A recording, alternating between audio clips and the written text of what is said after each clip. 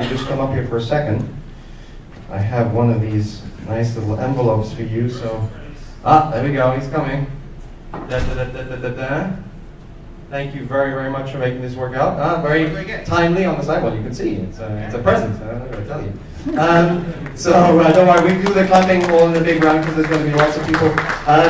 Obviously, all our sponsors. I'm not going to read all the logos. You can see them as they go through. They ultimately provide the money that pays for our food and all the other kind of stuff. And not just that, they're a tremendous knowledge resource. I think we're all here to learn, me included.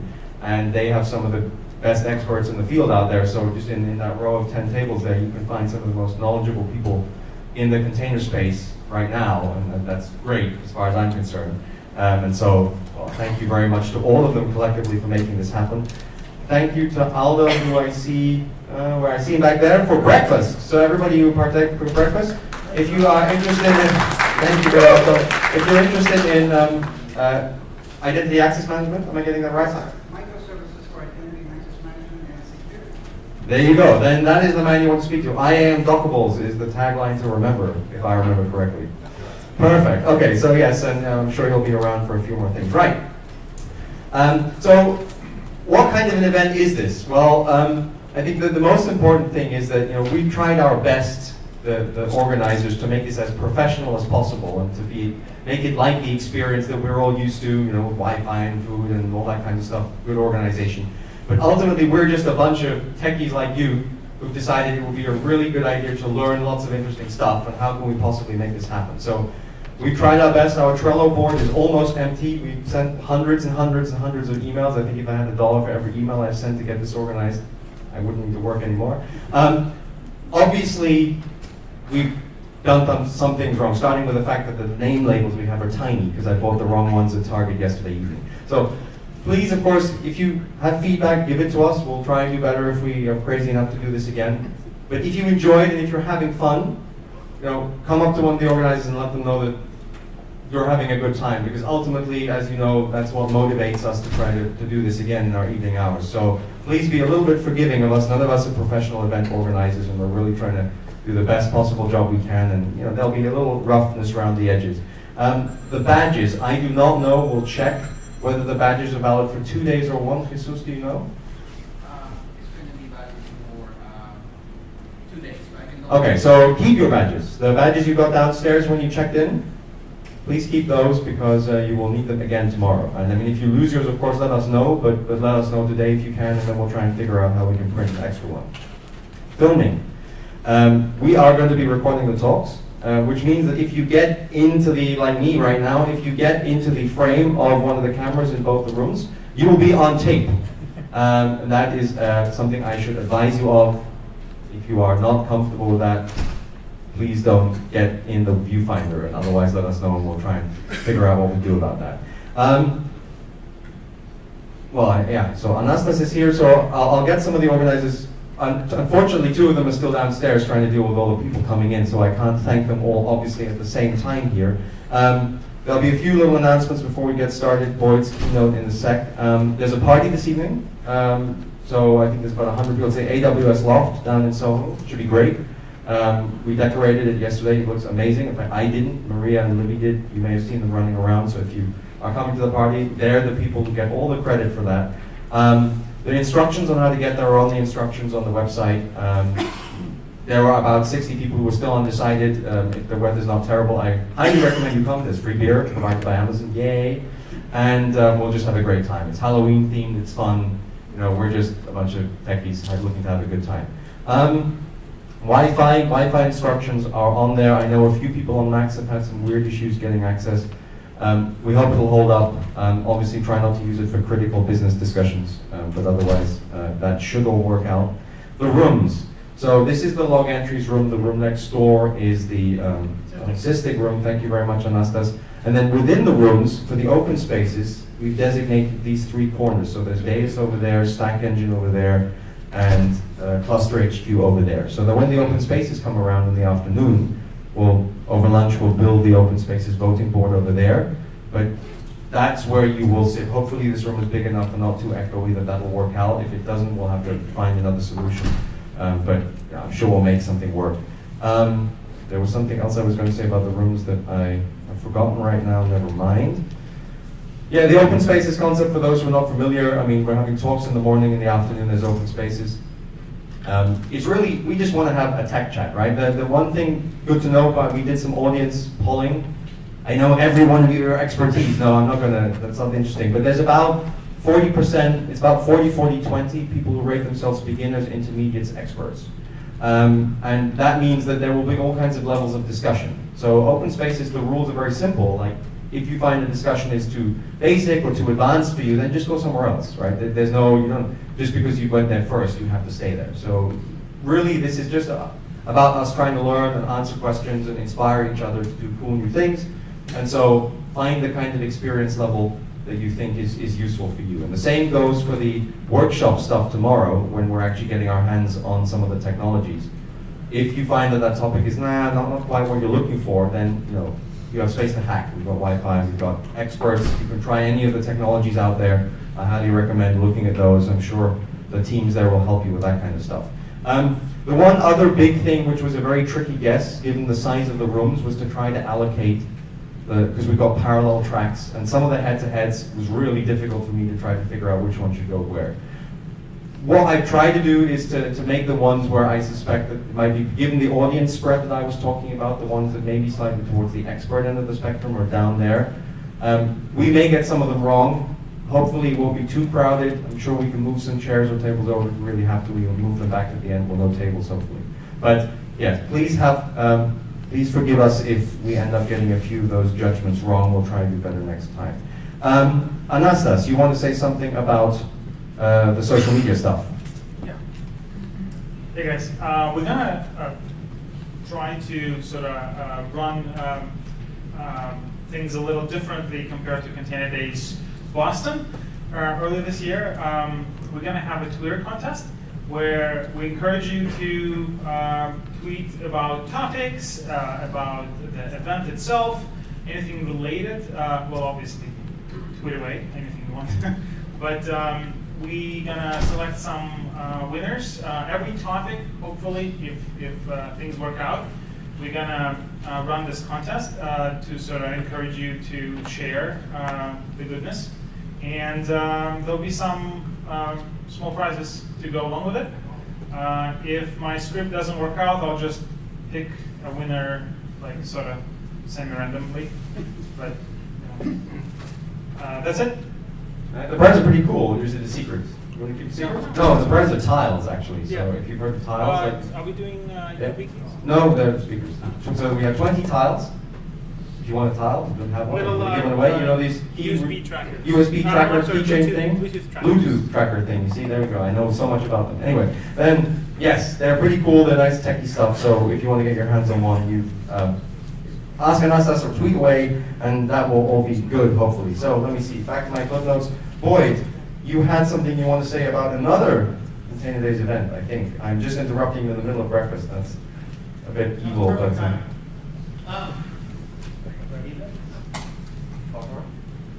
ContainerDays Austin, version 2. So this is a thing. It even has a second coming, right? It will be March 18th and 19th in Austin, Texas. We're planning for as many as 250 people. If you're in the area, let me know. If you think you have something really awesome to say, we're a bit different in terms of organizing. We only have 2 keynote spots, and the rest of it is all open spaces. And we actually hold this at, you ready for this, a water park. Now, don't get happy, March is still cold in Austin, but we will have the ropes course open. So it'll be a little unique in the sense that you can come, learn some stuff, and play. So that'll be ContainerDays Austin, March 18th and 19th of 2016. Thanks, Henry. Thanks, Boyd. Patrick, do you want to say, or Anastas, do you want to say something about, is there streaming? Are we trying to do that? I'm not sure. Recordings, stuff? Well, we'll see. Our official Twitter tag is CDays NYC. We couldn't do CD NYC because it's apparently continuous delivery in New York. Some kind of company that. It's a meetup group. Right. Oh, okay. Well, meetup group. Anyway, so keep an eye for that. Obviously, retweet, share if you have any friends who might be interested in the event or some of the topics. We have amazing speakers today. Retweet, and we're gonna hopefully spread the word. Is it on the YouTube channel? There will be a YouTube channel. I need to get the password. Oh, okay. It's gonna, well, you'll figure it out. It's gonna be in a tweet either way. It's gonna be either DynamicInfraDays YouTube channel, or it might be my own. I'm not certain. We'll figure it out. We'll make it happen. Either way, there'll be some kind of stream, and there are going to be 2 streams, I suppose. One going to be labeled Stack Engine Room. I'm sorry. Logentries room. Logentries room. Stack Engine. Yeah. And Sysdig room. Sysdig room. Right. Okay. Day 1, day 2. Cool. Yeah. So obviously we need to do some more password sharing in a second. I think Patrick has the password, by the way, so you can do it for me. All right. I am out of things I think to say here. That gives us, I'm reluctant to release everybody, but if you haven't had breakfast, or, yeah, I know, we're a little early, but I'd rather start early, it doesn't hurt, Boyd is already here. If you haven't had, if you got shoved straight into this room and you haven't had a chance to get a coffee or something like that, please obviously feel free to go out, but we'll get Boyd set up. I think he's gone outside, but I'll get him back in, and then we will get started with the first talk. Thanks everyone, by the way.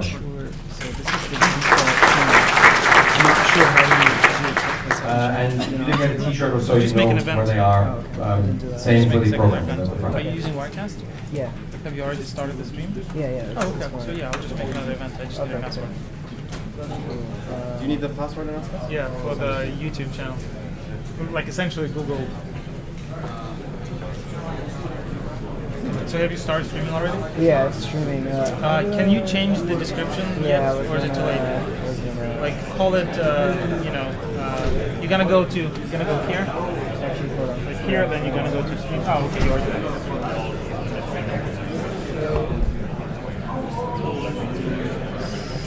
This is the Logentries.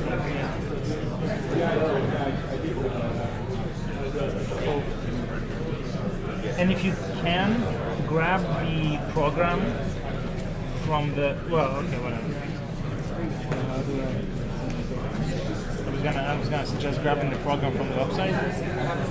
Yeah. Oh, that's okay. Yeah, it's too difficult to separate them by rooms, so don't bother. or just put the whole thing there. I don't know. I'm gonna go grab the password. Yep.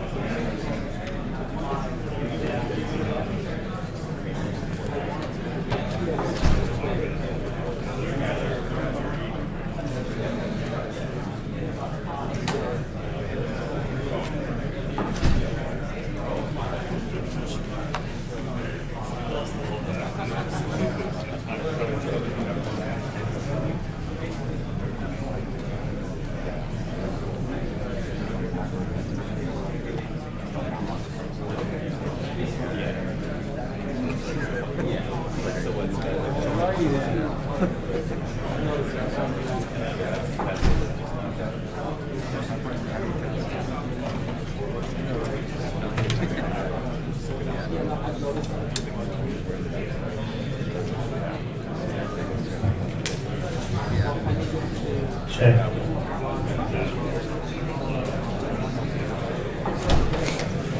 And there's Docker the technology. I'm really talking more about Docker the technology, although the two are roughly inextricably linked at this point. So who am I? I'm a technologist. I really do like sharks with freaking laser beams, all right? And I'm a community builder. I have started the PHP meetup, ran it for years. MySQL meetup, ran that for years. That was back in the old days when things like that mattered. And then I learned I was doing this thing called DevOps. And I thought, well, I should start a DevOps meetup. So I did. It's now over 1,000 people. And I run Docker Austin in Austin, Texas at about 800 people. I started ContainerDays, ran the first one with Andrew. We're running the fourth one in Austin, as we mentioned a little bit ago. And I'm part of the DevOps Days Organizers group as well. In other words, I just can't stop. I'm an extroverted nerd. I don't always write code. But when I do, I talk about it. And I'm an evangelist. You can think of me, Stack Engine Jesus, right? You have container problems, we will heal you. I'm from Texas, can you tell? All right, so here's my implication to you on this. Each of you, walk out of here, do one thing a month. Doesn't have to be big. One thing a month to make your technology community better. Whether you're Aaron Welch, are you here, Aaron? So Aaron's from Packet. He's wandering around somewhere. He runs the New York City Downtown Tech People Meetup. Just attend, right? Or offer to speak on your area of expertise. Do something, and you will find that you are better a year from now because there are places for you to go to get better. All right, what is Stack Engine? We are enterprise-grade Docker management, Docker. All right, so we help you orchestrate Docker containers. It's all about orchestration. We provide service discovery at all your nodes, a community to go and ask questions and discuss, all the usual things. So if you like what you hear, come check us out, get involved in our community. And of course, my CEO made me say this by copious amounts of Stack Engine goodness. Okay, commercial's over. So who are you? Anybody know that, guys? And he is saying, who? All right, anyway. So it's kind of a silly question, I know, but I'm really curious. How many of you have heard of Docker? Can you believe that I still go around? Like I was at the OpenStack Summit in May, and only about half the room. That was 600 people. Raise a hand. Okay, so kind of crazy, right? How many of you have experimented with Docker in the job? So, hi. All right, now, keep your hands up, please. That's an amazing percentage. How many of you are running Docker in a production context? Yeah, okay. Well, so, you see that? Right? Those that were left over, that's the horn of the unicorn. Okay. Now, I was just at a security conference last week giving a talk on Docker and security and stuff like that. And, the security hobbits, they all are worried about Balrogs, not unicorns, right? Who's going to come and get my stuff? Who's going to, set me on fire on the bridge, that sort of thing. So keep in mind that Docker is only 2 years old. It is not battle hardened yet. And those unicorns that are holding up their hands, they're the ones that are doing it for us. Thank you, folks. So what is DevOps? All right? DevOps is that, right? I don't know. I just can't get tired of brains with gears in them.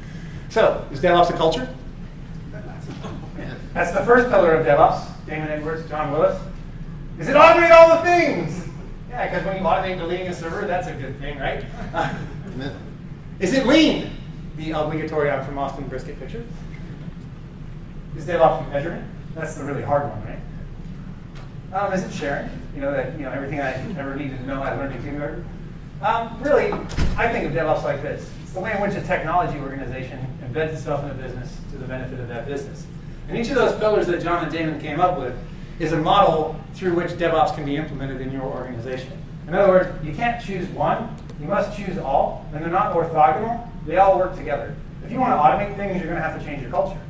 If you want to change your culture, you're going to have to teach people to share, and so forth and so on. So keep this in mind. It all moves together towards making the business better. A better place to make money, a better place to work. So let's talk about thinking, so that you understand where I'm coming from, because I'm weird. People that have worked for me in the past have just said that, yo man, you're weird. You're right, I haven't. So, common ground. When I go and reason about a problem, I don't think to myself, hey, I have a chef problem. Hey, I have a Docker problem. I think to myself, what am I trying to accomplish? How am I helping the business by tackling this particular problem? I start with the philosophy, hows and whys, and things of that nature. I build a model with my team. I say, yo, guys, how do we want to behave? What are the processes that we need? What are the outcomes that we desire? How are we going to measure this so we can go to our CTO and say, we won, or we screwed up, but we know this now, so we don't think we'll screw up again. Then we go and we implement. You notice I haven't talked about tool yet? Because it's only after we think about how we're going to implement that we actually pick the tools. Because we don't want to be this guy. I have a hammer, everything looks like a nail. So, I'm sorry, I'm missing a slide there. The outcome of this, don't be a tool, all right? Economic observations, all right, so economics 101. Profit is equal to revenue minus cost, all right? No surprises there, right? Here's an observation that most people go, oh, wow, I hadn't thought of it that way. If you, at your company, can drive your costs to zero, I will give you one and only one fact that is true. You are out of business. So, cost has an asymptotic relationship to zero. There's a floor. Below that floor is unhealthy. Above that floor is healthy. Above that floor, your CTO is going, reduce costs. Below the floor, they're often doing that too, right? Okay. Why? I'll get to that. Revenue, however, has no ceiling. You're making money on something. Your salespeople, they're clever. You may not believe it, but they are. They can go and open a new vertical and sell more things, maybe for more dollars, maybe for less, but they can sell more things. Revenue has no theoretical limit. So when you go and apply your philosophies and your models, should you be thinking about, oh, I can reduce costs? Or should you be thinking about, how am I going to help the company make more money? I would argue it's the latter. So focus on system throughput as a way to maximize revenue. That's how I see my DevOps. That's where the automation thing kind of comes in, right? But I need to change the culture and all that other stuff. All right, so. Yeah, that guy. Language matters, folks. Okay? We do ourselves a disservice by naming a technology with a tool. Okay? You don't have a Docker problem, you have a Linux container problem. You have a virtualization problem. Okay? You don't have a chef problem, you have a configuration management problem. So talking about something as a configuration management problem helped me to choose the right tool. In my case, it was Chef. It may not be the right tool for you, and I'm not saying that Chef is better than Puppet. I'm saying it was better for me, the situation that I was in, and the team members that I had. So, if I had gone into my last job going, we have a Chef problem, and Chef had turned out to be the wrong tool, we would have had an even bigger problem. I would have been trying to jam a way of working down people's throats that ultimately was going to fail. For whatever reason, but it was going to fail. So, language matters. Make sure that you're talking about the thing with the right words. I mean, how many of you are developers? And how much time do you spend naming the damn function? Because it matters, right? So make sure that you're naming the things that you're talking about as intelligently. Understand the nature of the problem leads to the best choice of tool. By pigeonholing something down to a tool name, you're not looking at the entire problem. You're losing the holistic viewpoint. Docker enables the use of Linux containers by mere mortals. That's what makes it relevant. They didn't win the game because their containers are better. They won the game because it's easy to take an application and put it into a Docker container. Because if you've tried doing it with LXC, it hurts, Daddy, make it stop. All right, so if you're not from, so there were 40% beginners, 40% intermediate, and 20% expert. I put myself squarely in the intermediate category. Maybe that's wisdom and I just know what I don't know. All right, so let's talk a little bit about what this container thing is. This is your typical virtualization stack today, pre-Docker adoption. And I have this thing here called a hypervisor. And then I have a second operating system. So I might be running Ubuntu or Red Hat here. And I might be running Windows or Ubuntu or FreeBSD, whatever you want here, right? A lot of people, OpenStack, say, you should run Docker in a hypervisor because hypervisors are simple and they're secure.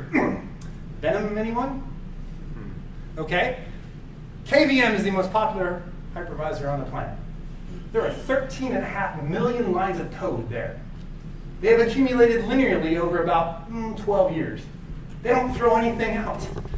They had almost 4,000 committers this year alone, and over 6,000 commits per month. Does that sound secure to you? At least does that sound like something that you should make the argument, yeah, it will be more secure if you stick this new thing in that thing. It doesn't sound that way to me, all right? So when people talk about security and layers and all that stuff, what I see here is chub. And then I see here a whole lot of chub. This may be baby fat. This is me. I'm obese, all right? Lean. So the container is nothing more than a slice of a kernel. So what does that mean? That means that all you're getting is a space. You're getting some memory, and you're getting maybe some disk I/O, a few other things, depending on the container technology you're using. Okay? There's no secondary OS. That means you've taken away 2 attack surfaces, the hypervisor and the guest operating system. That's a win. All right, now, am I saying run away from the cloud, go bare metal? No, I'm not. Remember, philosophy, model, implementation, etc. There is a real use for the cloud because you get disposable infrastructure. Oh, gosh, I goofed up. Throw it away. Standing at the rack, knowing you just installed Linux wrong, means that you're going to be standing there another 2 hours while everything loads again, hoping you got it right the second time. You rack and stack things. It sucks. Okay, so I'm not saying don't use hypervised, don't run Docker on VMs. That's not my message. My message is simply consider what people are saying. Go get some facts. You'll find out that you need to reason through this because it's only 2 years old. It's new. There are no best practices. If anybody that tells you this is the best practice, you should look at them with, little salt shakers, some lime, a little tequila, Okay. So the executive summary is the lack of layers mean big efficiencies. And like I just said, hey, the executives, that's great. They need a summary. But when they don't get the big picture, they often lose their jobs because all those details we didn't tell them about are the things that come back and bite us in the ass, and the buck stops there, not with us. Although crap does roll downhill. So, a little bit of history of containers. In 2000, there were BSD jails. Arguably, this is a better container technology than the Docker container of today, arguably. And it was 2000. Anybody remember what they were doing in 2000? I don't know. I had twice as many brain cells. And then there's the cult classic of Solaris zones, right? Solaris is a wonderful thing, but it is a bit of an acquired taste. And zones are an amazing container technology.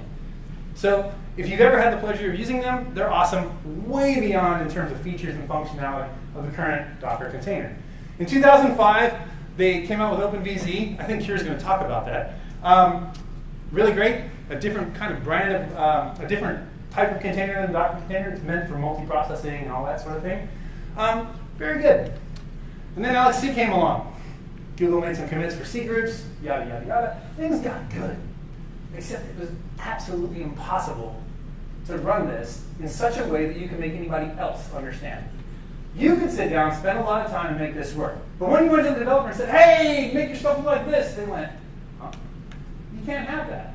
You can't have developers spending 2 weeks trying to learn an infrastructure technology. That's too large an opportunity cost. And then there was silence. The middle old Docker came along 5 years later in 2013. And what did they solve? They didn't solve the container problem. They just built a basic, useful container. They solved the packaging problem. We as developers can now stick stuff in a container really simply and make it go. When I say really simply, of course, I mean that relatively. That's why Docker is winning. And it's a good reason.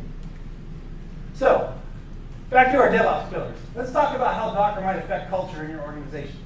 Microservices mean micro teams. To me, this is the absolute biggest thing, and it really has nothing to do directly with technology, and everything to do with the mythical man month. Is anybody here familiar with the mythical man month? If you're not raising your hand, go find the white paper. It's free online. 1956, I think it was when it was published. And read it. And understand why, when you go to your boss and say, we need more people, he looks at you and thinks, yeah, you don't know what you're talking about. And you get frustrated, but he's happy with the decision. All right? So read the paper. It's easy. I'm dyslexic. When I say something's easy to read, I really mean it. Okay. Microservices. Quickly, that's just where each service, each infrastructure boundary, if you will, contains a thing that does one and only one thing. If we're talking about a system that deals with students, one thing is dealing with their courses, one thing is dealing with the students themselves, one thing is dealing with the professors. Each of these services has a specific task in mind. And then they communicate across a boundary. Okay? Really, this is nothing more than service-oriented architectures recycled. What's old is new again, right? Yeah, we've all been doing this, or at least we've been hoping we've been doing this, until, of course, we get the gun put to our head that says, I need it now. And what's the first thing you stop doing? Writing the interfaces in your code. And then the second thing you do is you stop coding to the interface. And the third thing that happens is you now have the big ball of spaghetti that you say you don't have. So you also can, of course, acquire bit rot and denial. So what are the benefits? Well, what happens with Docker, because it made the packaging easy, is the boundary becomes the infrastructure point. It becomes really easy to reason about. That means that your cross-communication goes from container to container. And so instead of having to write an interface that keeps that happy in your code, You just stuff all the code into the infrastructure object, a Docker container. And stuffing that code is easy. All right, so what's the ramification here? Well, I have this development team right here, and they're working on a nice big code base, and they're moving right along. I take this development team over here, and I take these 3 people, and I say, you are the student service. I take these 5 people here, and I say, you are the professor service. And these 3 people here, and I say, you are the grading service. We need to make the grades go faster. You all have the problem of figuring out who that touches.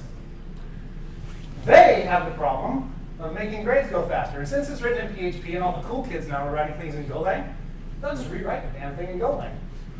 Because it's the new cool hotness. And they can do that because as long as the external interface is honored, it doesn't matter what it's written in.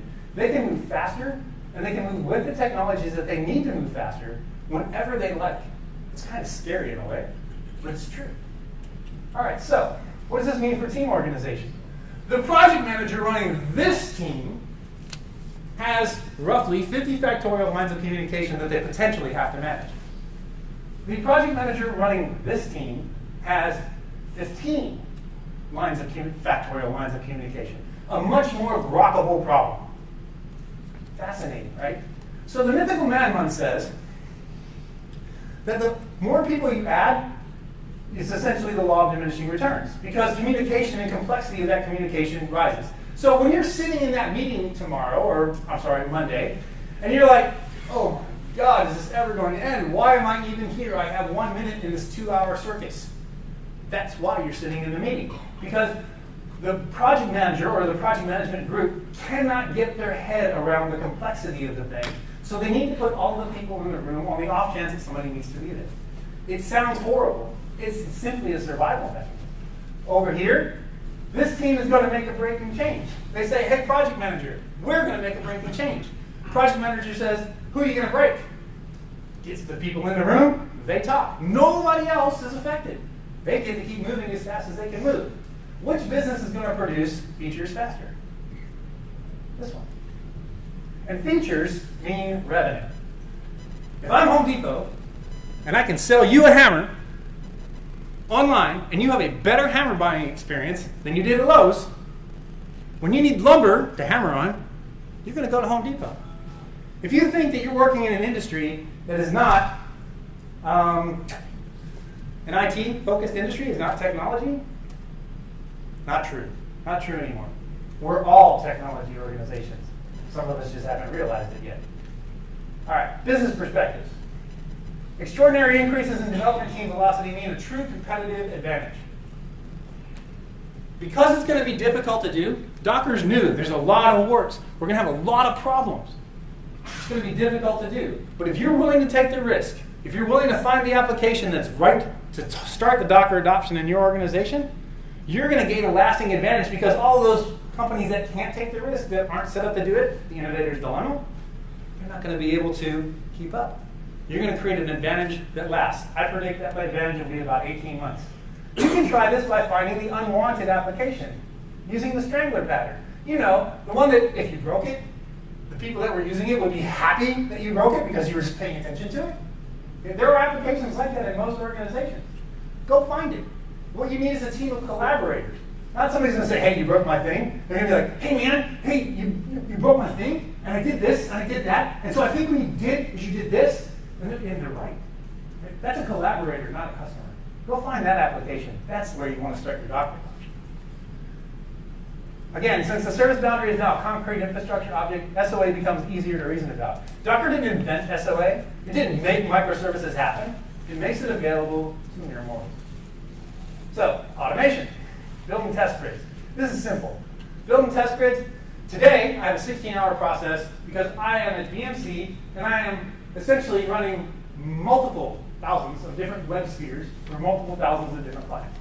And so it takes me 16 hours to test any feature that I want to put into the web sphere with all the different permutations. Tomorrow, since I can start Docker containers in about 50 milliseconds once the image is on my machine, I farm the runtime out, and I can run all of those things across a compute grid in about 2 hours. You might have gotten the idea that that's a real story. It is. Hey, come to Austin, I'll introduce you to the guy who did it. Okay, 16 hours to 2 hours. Just nothing else changed other than Docker and some parallelization.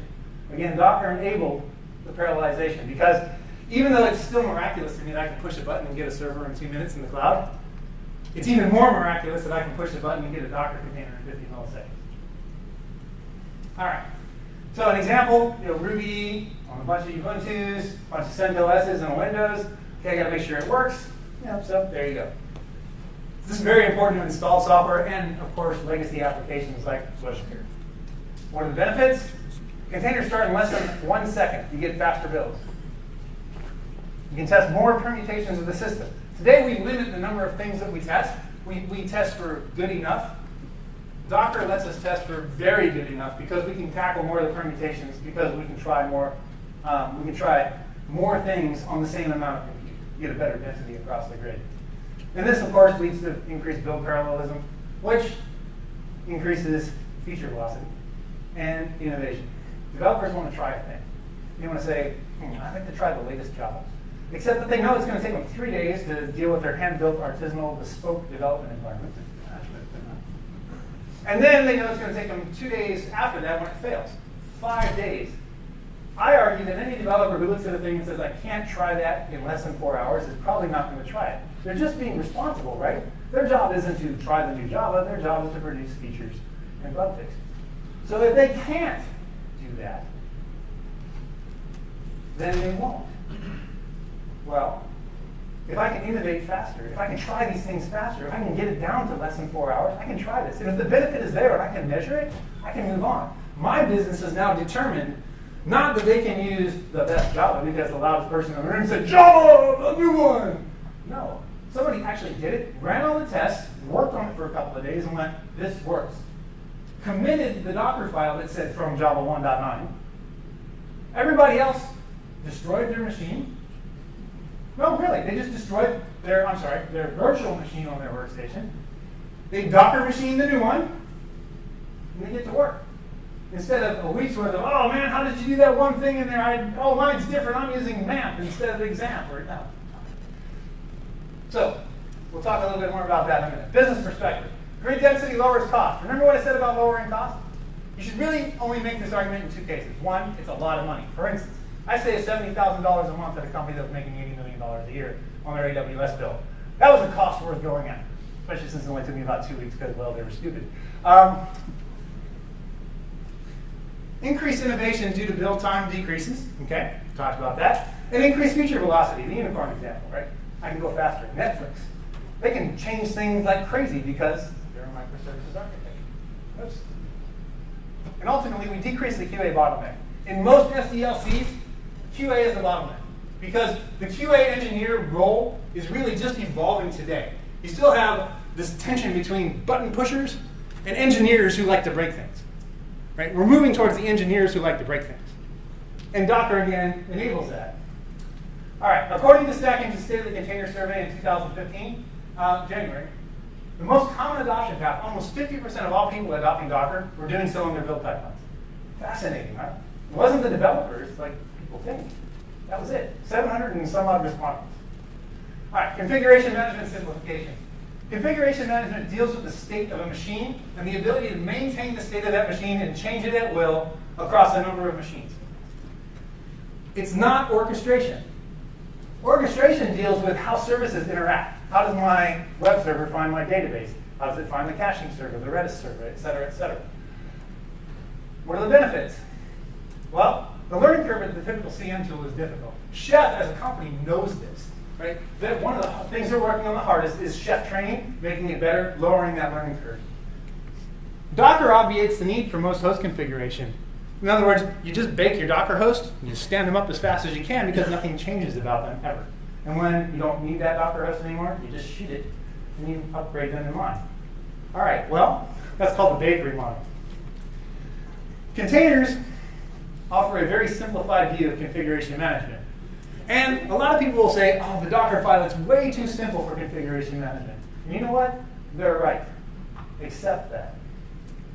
You're not going to configure an entire machine. You're not trying to manage all the SSH users and firewall rules.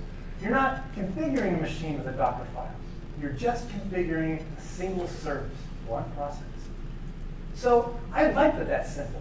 It actually feels right to me. I don't need all the weight of a Puppet or an Ansible or a Chef. So business perspective. Removal of complexity lowers release and administrative risk. Okay, so Docker file, easy to read, easy to optimize, means that when I want to make a change, the change is easier to understand. Scaling issues of many CM tools are removed. I believe it is still a fact that if you want to run Puppet with a Puppet master, you can only get to about 500 nodes. Chef gets out to about 5,000 now because Facebook got involved with them, right? But still, Docker orchestration, Docker's configuration management just scales, right? I'm playing fast and loose there, I admit that. But the problem of application state becomes more holistic concern about orchestration. Now think about this. Is there money to be made in making sure the server looks like this? There was, until we solved that problem. Today, the problem, the value-added problem for operations folks, is in orchestration.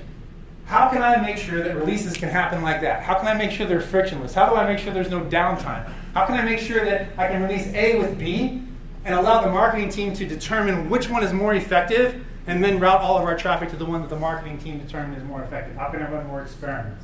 Okay. Orchestration is the value add now for the operations team. Measurement. Process density.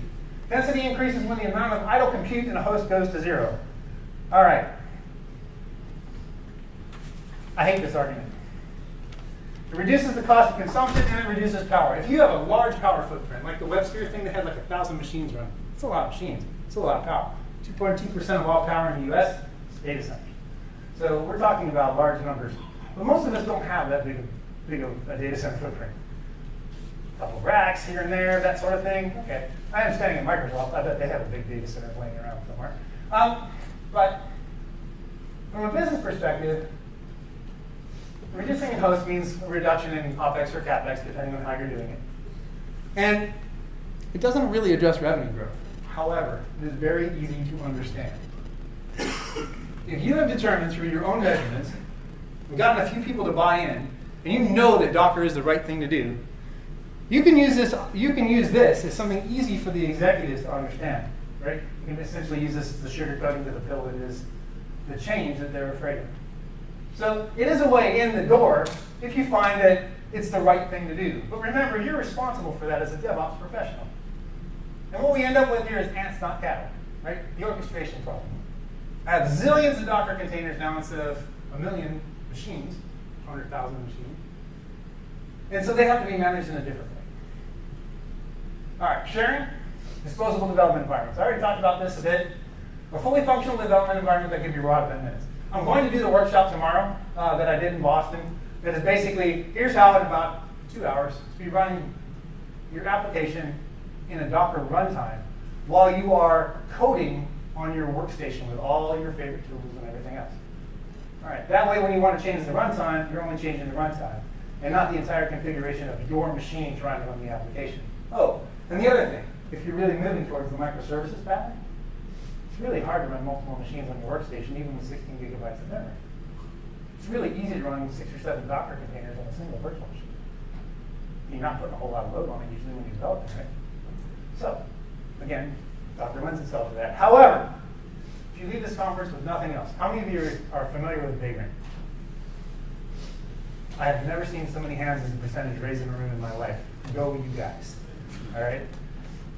If you're using Vagrant, the paradigm is exactly the same. All we're going to do is substitute the virtual machine that Vagrant would typically spin up for a Docker container that is our runtime environment. So that's all. There are some advantages, the biggest one being the density that you can achieve on your machine. For the benefits, new team members are productive on their first day. I've seen this over and over. When I brought this to the W2O group, they hired a guy. He was actually coding and billable 4 hours after he arrived. 3 of those hours were the HR paperwork. 1 was getting the machine set up, getting Chef installed and all that stuff. And then 4 hours of billing on his first day. That's pretty cool, right? Because all he had to do was say, git clone thing, Vagrant up. That was it. And it just worked. Oh, and the really cool thing, that same Chef recipe, set of recipes that configured his box on his development environment, is the same set of Chef recipes that configured the production machine. And Docker will provide you with the same thing. We put 8 hours per week back into each developer's week. When we implemented that, we reduced costs in production by 30%. That was part of that $70,000 a month I was talking about. New team members are productive on their first day. Innovation. You can try new things quickly. You want to upgrade something? Go for it. You want to try PHP 6? Is that even a thing? Didn't they just skip to 7? I don't know. But you want to try it because, well, it sounds cool, right? You want to be different.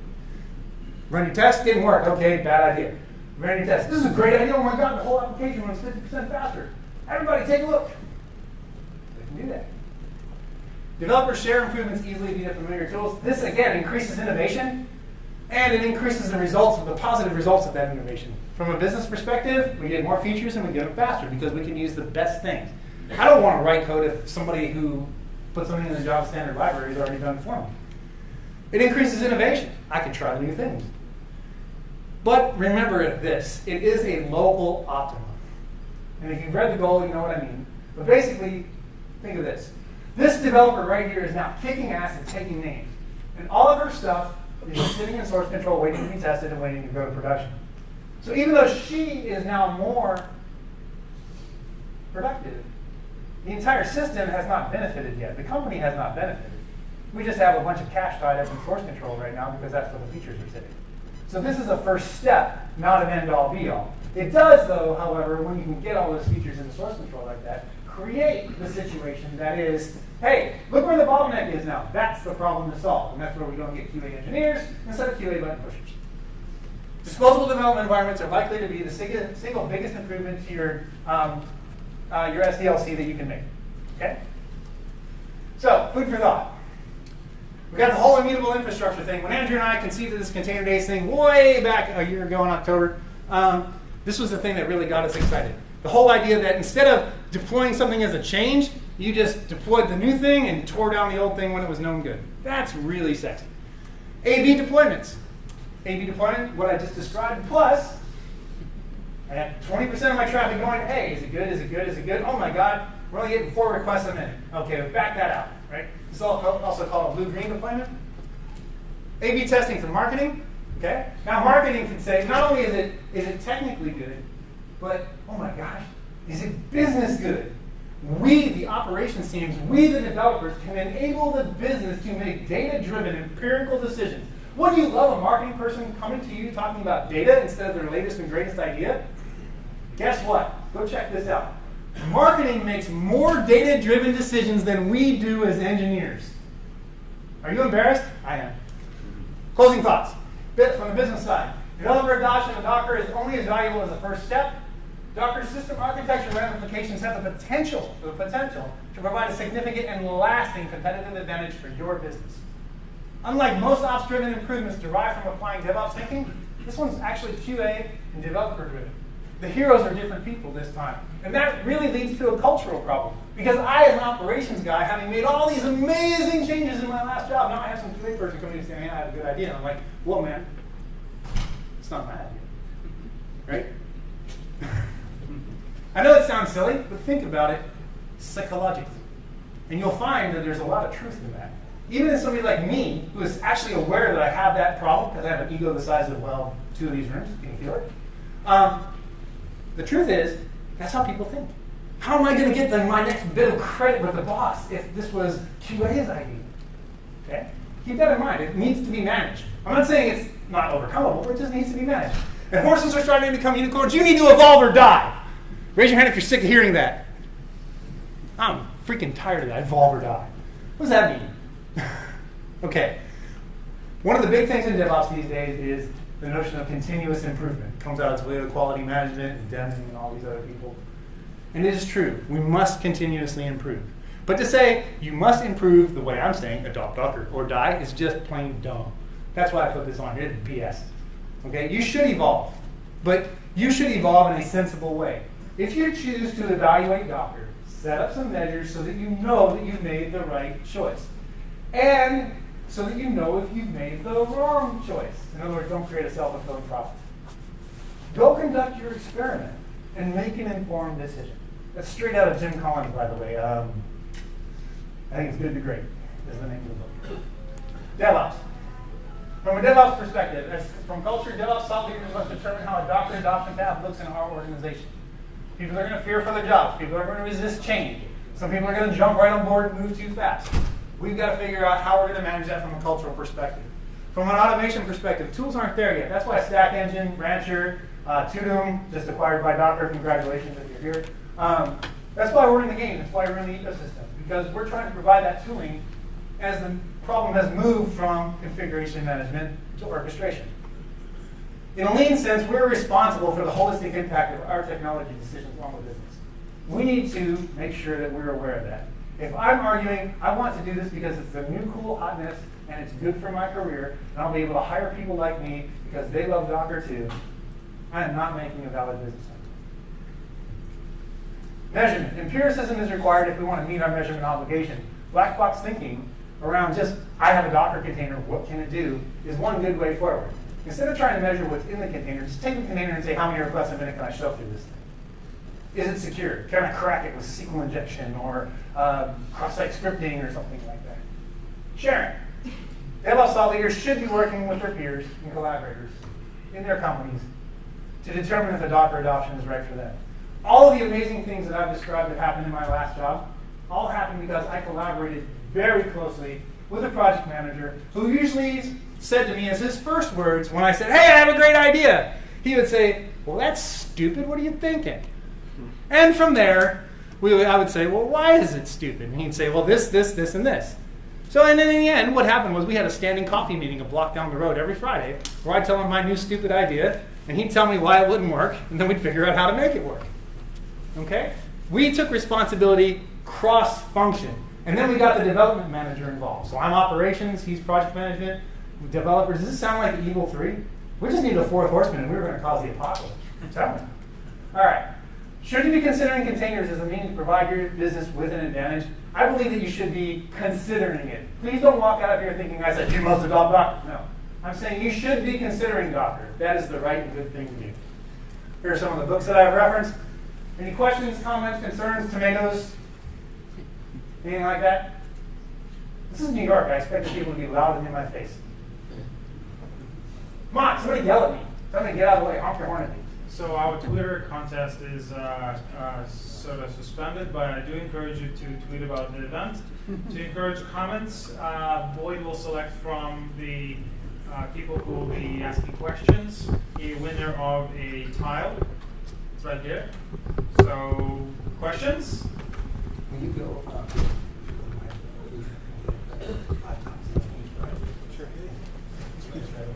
Where is it?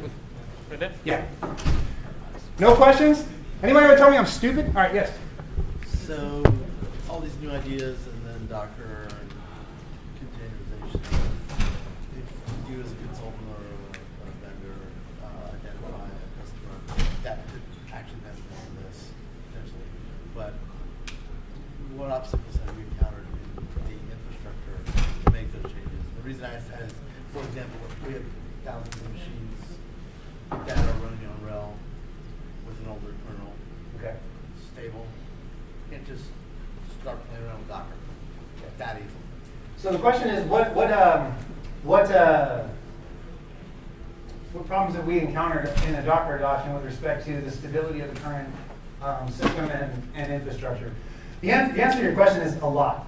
I believe that Steve and Patrick are going to talk about how they adopted Docker at Sparefoot and address that directly, right?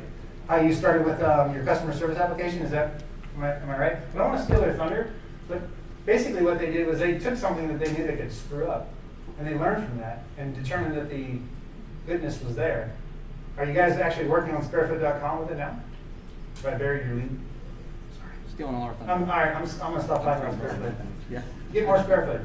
Well, that's kind of how I thought we would adopt it. Is we're also going toward a service-oriented architecture with microservices from a monolithic suite of apps, and so that's an opportunity to start with small stacks and then move them forward. So you mentioned that, I'm doing this for everybody, you mentioned that you're moving from a monolithic system to a microservice system. And this is really important, okay? If you try and make the argument, hey, we have this big monolithic system and we're going to stop everything we're doing and in 3 months we're going to have it rewritten into microservices feature for feature. Because, yeah, do I sound like a consultant now? Maybe somebody from Accenture? Build more, okay, all right, I have to link to. So, build more Docker, right? Okay, so the strangler pattern. Jez Humble talks about this a lot. If you're a really technical person, go buy the book Continuous Delivery and read it. If you're more of a manager, business type person, thought leader, go and read the book The Lean Enterprise, which is also by Jez. Okay? Either way, what you're going to learn is you don't go and change the whole thing. You take the thing that needs to be changed, the feature, you put that in the Docker container and figure out how to interface it with the big monolithic piece of junk. Because it's really not a piece of junk, because they're making you money for eons. That's why it is what it is. Okay? And then, when the next piece comes, now you have an interesting problem. You have to get it to talk to the new piece and the old piece.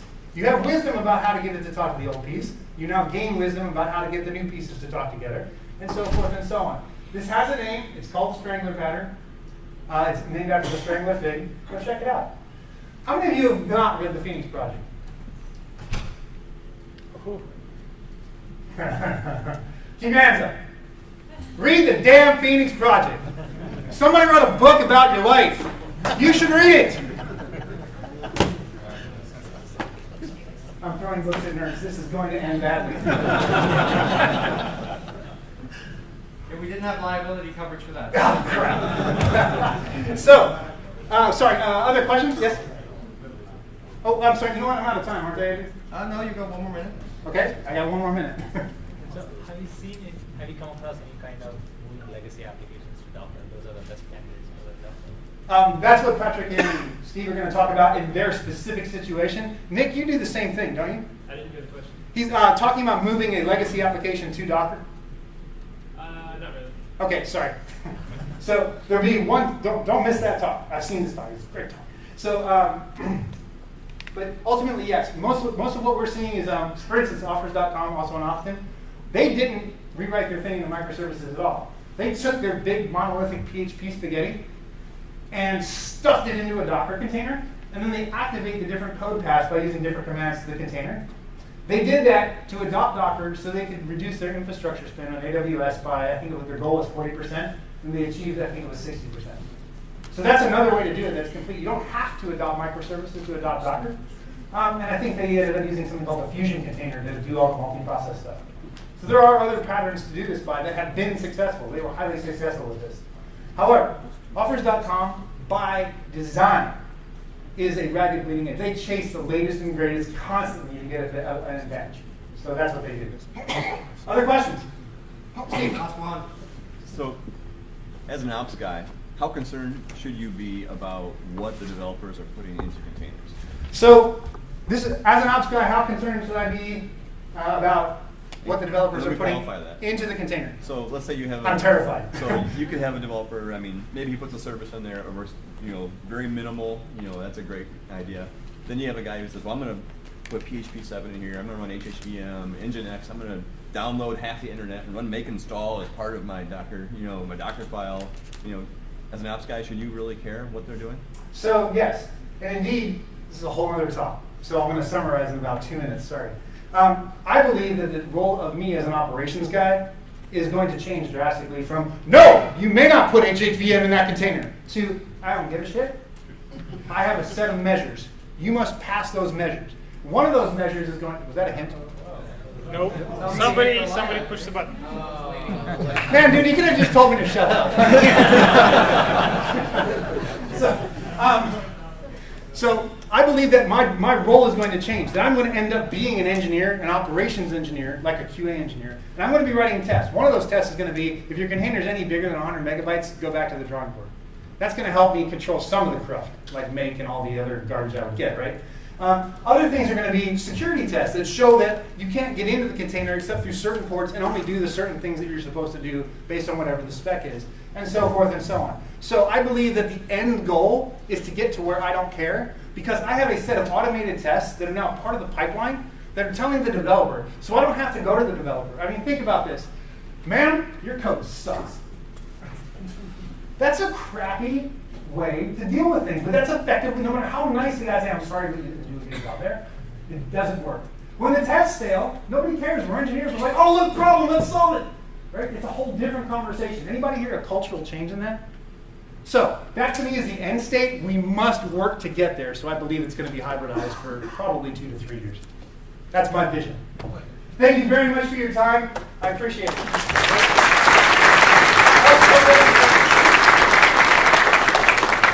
great question, man. I did not pay him. Well, I guess I just did pay you to ask that question. Boyd, you have a couple of minutes respite because you have your. Using Microsoft technology and a Microsoft building, I'm afraid somebody's doing it. Guys, All right, I'm Matt Butcher. I'm a platform architect at Deis. Got a couple other Deis engineers in the back. There's Kent and Kirthan back there wearing Deis shirts. We sort of negotiated with the sales team that we would run the booth and stuff in exchange for them letting us come to the conference. As I understand it, the idea of running a booth is to give away all the stuff that came in boxes. So we got Deis socks. Come get some Deis socks. All right, so let me give you a very quick introduction to what Deis is and what we're doing. Actually, I love the last question that just got asked because it really leads well into what we're doing. We wanted to build a platform that sort of solved this set of problems. Give application developers the ease of use of something like Heroku. And anybody heard of Heroku? Okay, all right, I figured as much, right? Super easy to deploy applications. You deploy the source code, builds it, deploys it for you, right? We like that model. But what we wanted to do was not have developers have to commit to locking in with a particular vendor to do it. And we wanted to give DevOps teams the ability to manage the resources the way that they needed to manage the resources, okay? But we wanted to, and this is where this kind of last question and answer section came up, right? In Boyd's talk, we wanted to eliminate the over-the-wall effect. This is when the developer, the application developer says, all right, I wrote it, works on my laptop, deploy it, and hands it off to the DevOps people. And they say, wait a minute, this does not run on our server infrastructure. We wanted to kind of eliminate that particular back and forth exchange by making it easy for the DevOps people to focus on the DevOps work and the sysadmins to focus on administration work while the developers were working in like a Heroku PASI-like sort of way. And on top of all of this, we wanted to Dockerize all the things. So we wanted to just be containerized down to the core. We also have a very, very strong commitment that this platform is going to be 100% open source. No freemium model, no we give you 80% of the features, you buy 20% of the features, just open source all the way. So all three of us, the developers in here, the entire development team, we work totally out in the open. Everything's on GitHub. You go there, you go to deis.com, you can download it, play with it, and so on. So I'm an architect, so I feel like I have to put up the architecture slide, right? The basic idea here is that all of the Deis architectural components in the control plane run inside of Docker containers. Likewise, when you deploy something, so here you've got the little developer here over in the left, right? The developer pushes some code in. It goes into the Docker container, into the Deis control plane. The code gets built in a builder running in a container, gets turned into a Docker image, gets put into a registry, and then the application framework pulls it out, starts however many running instances of this application you want inside of the Deis platform, and then the router mesh basically handles routing all your traffic into it. So that's sort of the high-level 20,000-foot view of it. I'm going to talk a lot more about this in my actual talk, which is coming tomorrow afternoon, so if you want to get a deeper dive into it, that's when we can talk production and stuff like that. But I wanted to sort of end by pointing out what we're doing that's sort of up and coming, because we've got three sort of major initiatives. One is we're rebuilding Docker. We're rebuilding Deis. We're building Deis v2. We call it the Great Kubernetes Rebase, because what we've decided is essentially we can rebuild the platform or just reshift the top layer of the platform, run it inside of Kubernetes, and achieve a whole bunch of benefits with very little cost, and continue building on what we think is the best of breed technologies. Most of the talk I will give tomorrow, I'll kind of talk through the horrible, painful, awful lessons we've learned with bruises and cuts, making the wrong decisions or making semi-right decisions, and then why we ended up choosing Kubernetes as our sort of foundation for the next version. We're working toward a more production support model, and so that's sort of going to be our commercial model going forward. And then the third one, I'm not actually sure if I'm allowed to say this, but it came out on Twitter, so I figure I'm relatively safe. We have been working on a new product called Helm, which is a package manager for Kubernetes, the package manager for Kubernetes. There's nothing else out there yet. Over the coming week, we will start rolling out news about this. You can go ahead and look for it on GitHub. But that's something that's new, exciting, and we're looking for a lot of community contributions in that area. All right, that's it for me. Thank you very much. I will see many of you tomorrow.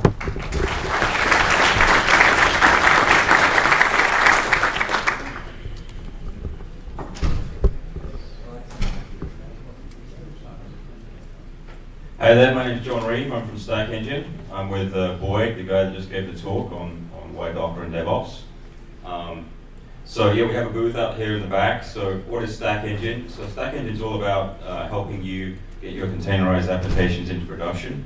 Really simple to use, really powerful. Do come by, check out our booth. We've got a bunch of swag to give away, a bunch of Lego, that kind of stuff. And again, round of applause for Boyd for doing a great talk here this morning on why Docker. And do swing by the booth and come check us out. Thank you. And hey, ask John to get into our private beta for our latest release. That's right. Maybe we'll get you into our private beta here. You heard it here first. So thanks everyone. Just Anastas made a good point. We're now the double track fun starts where you have to make really tough choices about which of two interesting presentations you can get to see. The next session, which starts in like -1 minute or something like that, we have Darren.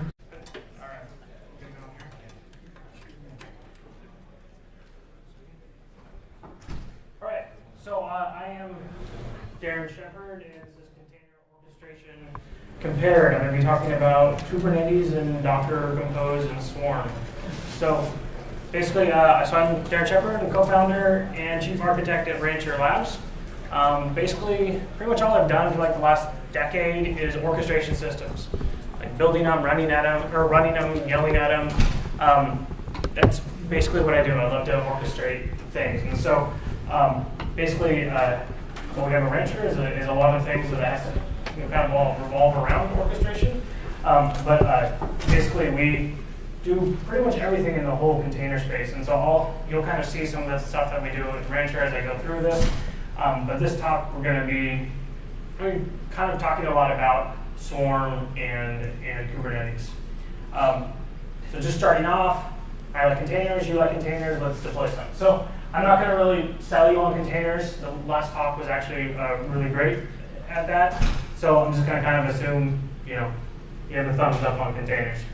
So when people go to deploy containers, like from, when they basically bring it into organization, it basically usually kind of starts with they create a self-contained development environment. So you've got kind of like the regular setup, but with Docker. So you can easily spin up your development environments. This works great for developers, they love it. And then kind of the next phase is move into self-contained builds. And this is basically plugging Docker into CI. And so this is honestly where a lot of companies are right now with Docker. Is the most amount of usage of Docker is actually more in these phases of development environments and builds. And there's a lot to gain from that. But what we're going to talk about more is this last thing of deploying microservices in production. So what does it really take to deploy microservices in production? So what does it take? So the various things that you need is this big long list. This is like no particular order, but these are just all random different things you're really going to end up needing at one point or another in deploying like a microservice-based container system. So like SDN, you need some networking, you need health checks, you need service discovery, secrets management, some application templating, which can be like Compose or the Kubernetes format. You need some load balancing, the scheduling, configuration management. So these are all these various different things. So when you look at this, it's kind of like, wow, like this is really complicated. And to a certain degree it is. And so kind of the question is, why in the world is it so complicated? Why do you need all these things? And there's kind of like three factors that I see of why so many people are needing to use all these things. Like service discovery, for example, has been around for a long time. But not a lot of people taking advantage of it, except for like big companies, like Netflix, running at like massive scale and stuff like that. But now service discovery is actually becoming like a key part of, in your container deployments. But so why do we need these things? Well, one is we're moving from virtual machines to containers. Basically, you have a lot more containers. So there's more containers than there are virtual machines. So there's just a lot more things you need to move around. It ends up being a lot more dynamic. You're deploying these things more often, more frequently. And then the last thing is the trend towards microservices. is a lot of times people are looking at, when they're moving to containers, they're also creating a microservice architecture. And so in the past, basically, configuration management ended up solving a lot of these things to a certain degree, but as things have become more dynamic, faster deployment, there's more of these things. Like in the last talk, we covered this very well, that basically kind of the standard approaches of configuration management have kind of fallen apart, it hasn't scaled. And so there's kind of new ways to do things in containers. And so if you're looking at deploying containers, at some point you're probably going to need solutions all around these space. And so this is basically what we do at Logentries. We provide like a complete platform to do all these various things. But we know that people, they're not going to use 100% Rancher. They might, like maybe you're already using console and you really like that for service discovery, or you really want to use, Kubernetes because a Kubernetes is a great framework, very powerful. It's cloud native foundation, all those things. Yeah, I got Slack working. That's great. So from Rancher's perspective, we don't expect, we plug in all these various things, because even if let's say you really want to use console for service discovery, you still need a solution for RBAC or user management. And so what we do with Rancher, we can provide the full solution, or we can provide just part of it, and you can pick up different frameworks. And so as a result, how does this tie into Kubernetes and Swarm and all that is okay. So what Rancher is at the very bottom layer is what we kind of call our container infrastructure, our infrastructure backplane. And the idea of this is kind of the lower level networking and storage, and this provides, you can basically look at it as kind of it's like an overlay cloud. You don't have to worry about your deploying to AWS or GCP or any environment. You can just deploy to Rancher, because Rancher will basically cover all the various clouds. So the way that works, we have our Rancher, the container infrastructure, which sits on top of basically a user directory, LDAP, GitHub, a container registry like Git Docker Hub or Quay or something like that, or actually an image registry. And then resources, which are servers, virtual machines, things like that. So once we have this kind of base layer that gives us this compute storage networking layer that basically runs anywhere, we then stack on top of it, we have our native orchestrations that we can deploy containers, we can stripe applications, and all these things. Basically, with what you have on the screen here, this pretty much covers everything I have on the last screen of service discovery, health checks, load balancing. We provide all those features. But for one reason or another, people want to use other systems, so Swarm. So Swarm is the Docker native clustering system. So maybe you really want to use Swarm, you like the interface. We very much at Rancher love the Docker API, and so if you want to use Swarm, you can use it in conjunction with Rancher. And then additionally, the same thing with Kubernetes. If you want to use Kubernetes, you can use it in conjunction, because these frameworks like Swarm, and this is what I'll be covering today, is how these frameworks address deploying services and stuff like that, how they address it, some of the things that we've worked around in Rancher to address these things. But basically, our scope at Rancher is much larger than one of these individual projects. So you can either use it with Rancher or not. Okay. So this is going to be just the high level cut to the chase, Swarm versus Kubernetes. And this is somewhat opinionated. It's hard for me not to be opinionated, but Swarm and Compose is basically, it's really easy to use. Compose is it's a nice interface, because basically it's Docker run CLI. So the thing is, let's say I'm looking into running containers. So what's the very first thing you're going to do is you're going to run Docker, obviously. Docker run whatever, and you fool around with it on your laptop. You have the Docker toolkit. So you get used to the Docker CLI. So to move into Compose, it's the exact same thing. Or it's very close. It's just a YAML format of what we would type on the command line. So it's really easy, it's familiar to use. It's great for development. You can build, you can tear up and build up and tear down development environments really fast with Compose. But it's really lacking in service management, things you really need for production. So what you'll see is it's really fun to use, it's really easy to use, but if you actually want to use Compose plus Swarm to move into production, you're going to see there's a lot of gaps. And you'll see that as we kind of go through this. So Kubernetes, on the other side, is a much steeper learning curve and there's two reasons for this.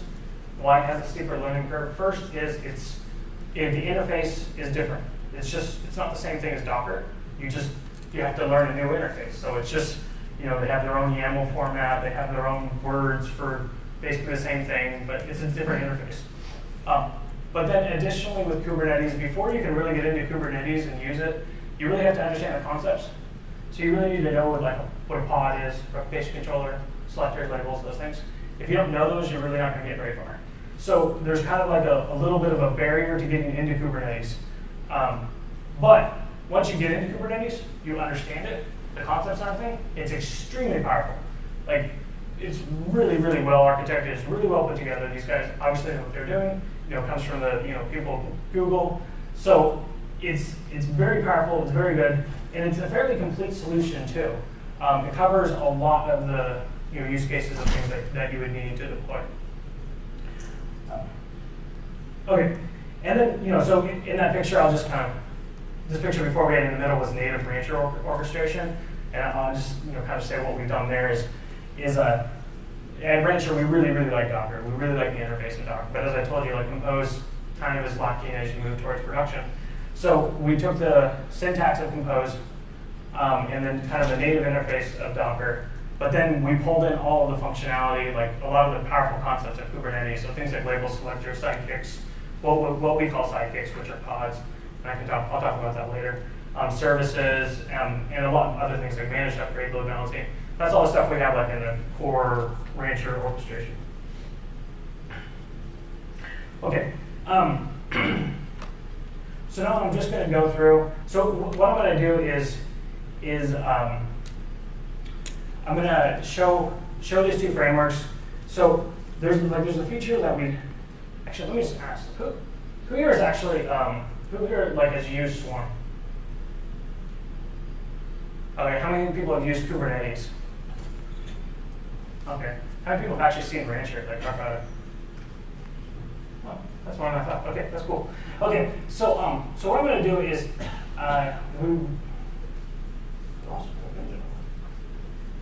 one was it? Yep, it's this one. Okay, so what I'm going to do is I'm going to show Kubernetes and Swarm in the context of Rancher. Somewhat self-serving, but the nice thing about Rancher has a really nice UI, so it's much better to visualize what's going on here. So we recently announced this feature called Catalog, which is basically you can take prepackaged Docker Compose files and deploy those as fully managed applications with upgrades and all that stuff. So one of the things that is we have in there Kubernetes and Swarm, and so if you it's always been possible to run these systems with Rancher, but now that it's in the catalog, it's brain dead simple. This is actually the release I'm showing here. This is what's going to be released next week. I can't remember the number, but it'll be next week. I always do demos on development versions, which is always terrible to do. But okay, so if you want to actually deploy Kubernetes or Swarm, once you get Rancher set up, Rancher is just Docker run Rancher server.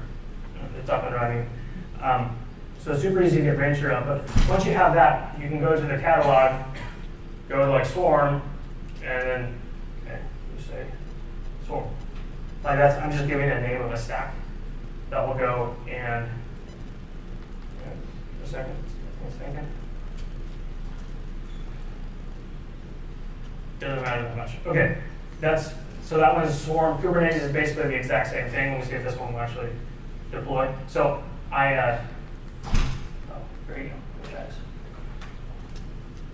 I know what it is. No, I'm on the wrong URL.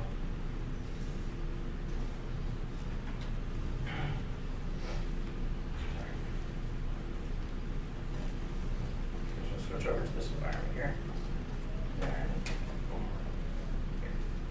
Sorry. So if I go, let's say I go and I launch Kubernetes, I'm just going to call this the Kubernetes stack here. And go and create. So basically, this will go and start with Kubernetes, the kubelet, the proxy. It does a global scheduling, so it puts in all the nodes and sets up etcd, the API server, and all that stuff. So this will take maybe 15 seconds to start up, but I've already had this running in a different environment, so I can just show you this one.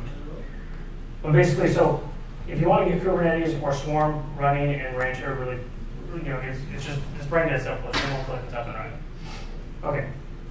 So I just want to give you that context because I'll be switching back and forth in the presentation and UI, CLI, and showing all these various things.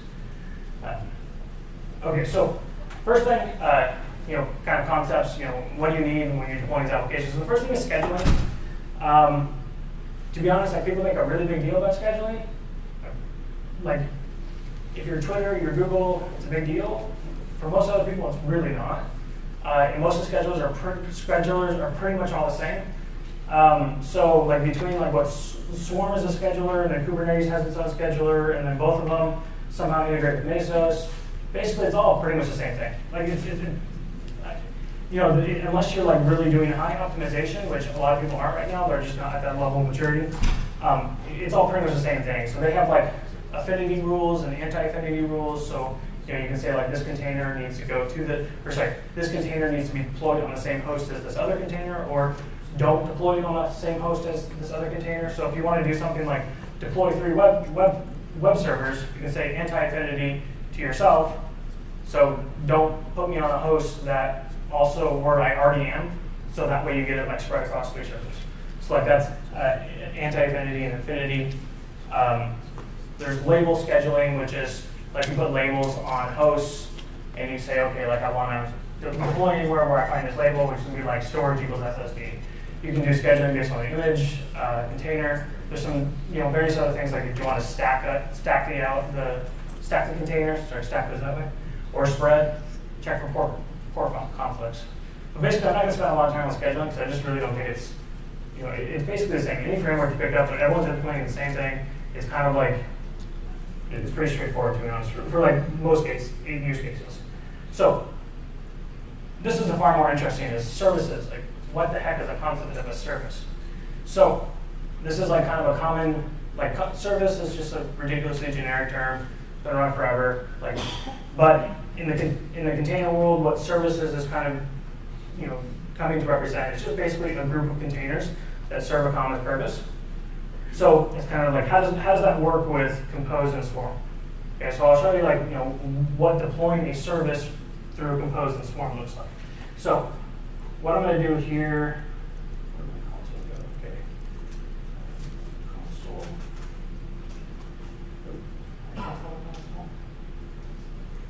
Okay. And should I make that bigger? Can people see that? So just do it a little bit there, I guess. Okay. So this is just like the simplest possible thing you can do Docker Compose. Run Nginx. It's like the 2 things everyone does. Run Ubuntu, run Nginx. And WordPress. I don't know why. Everyone runs WordPress. Okay. So if I want to create a service, so this is the Docker Compose file. So I'm running right now. I'm pointing to like what I had in Rancher. Here I have like basically the Swarm master, and this Swarm master just automatically configures all of the servers, which are like in this environment. I'll show you. I have 3 VMs that I added from somewhere. So the Swarm master is automatically connected to those ones. So if I do like a Docker PS, I'll see like this is all the containers I'm running there, a bunch of Kubernetes stuff and Swarm itself. But so if I just go and say, okay, Docker Compose up. So this goes and creates one container. Obviously, like I think everyone's seen this before. Where is it? Should be in here somewhere.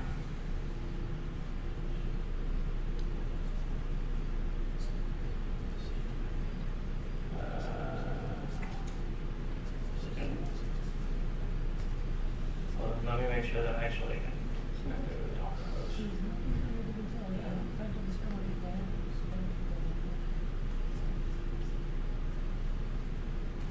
Demo. Right environment. Oh, no, sorry guys. Okay, I just gotta switch back to, I had two different environments, different hosts. Okay, so here you go. So launch this one container here, so demo Nginx one. All right, so as I said before, like a service is a collection of containers. So what is a service in Compose? It's basically when you scale. You can say like scale 5. So you can see like immediately, so like I said Docker Compose up. Now it's stuck here on this because it's attached to the logs. The only way to get out is you hit Control-C. And then what it does is it stops the container.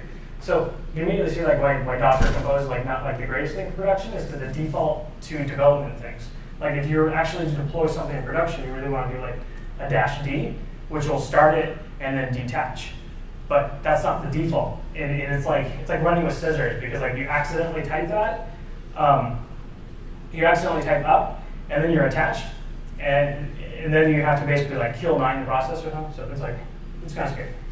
Okay, so if I go and I say here, okay, so I'm just going to say scale.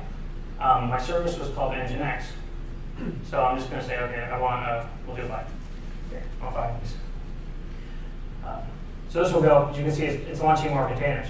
So 3, 5, this was based off of like, I don't know what scheduling policy they did. It's probably just based on like spread because it looks like there's about the same number of containers here. So now in Docker Compose, basically you now have a service, which is 5 containers. Now let's switch over to like how Kubernetes describes this. And you'll see like a big difference. Okay, so Compose, it's like, oh, I have 4 containers. Kubernetes is a replication controller and a service. So, as I said before, like Kubernetes, like the concepts are kind of confusing, or like they take some time to learn, but like they're really, really powerful. They're really good, and so the fact that these kind of boxes of like the service replication controller is missing from this picture here, kind of leads you to believe that like, well, there's something kind of lacking from Docker Compose. So, okay, so what are these things? What's a replication controller? So a replication controller is a very like simple purpose. Like I said, I want four containers. I'm going to make sure there's 4 containers running. If one of them dies and I only have 3, I'm going to spin up another one. So there's a 4th one.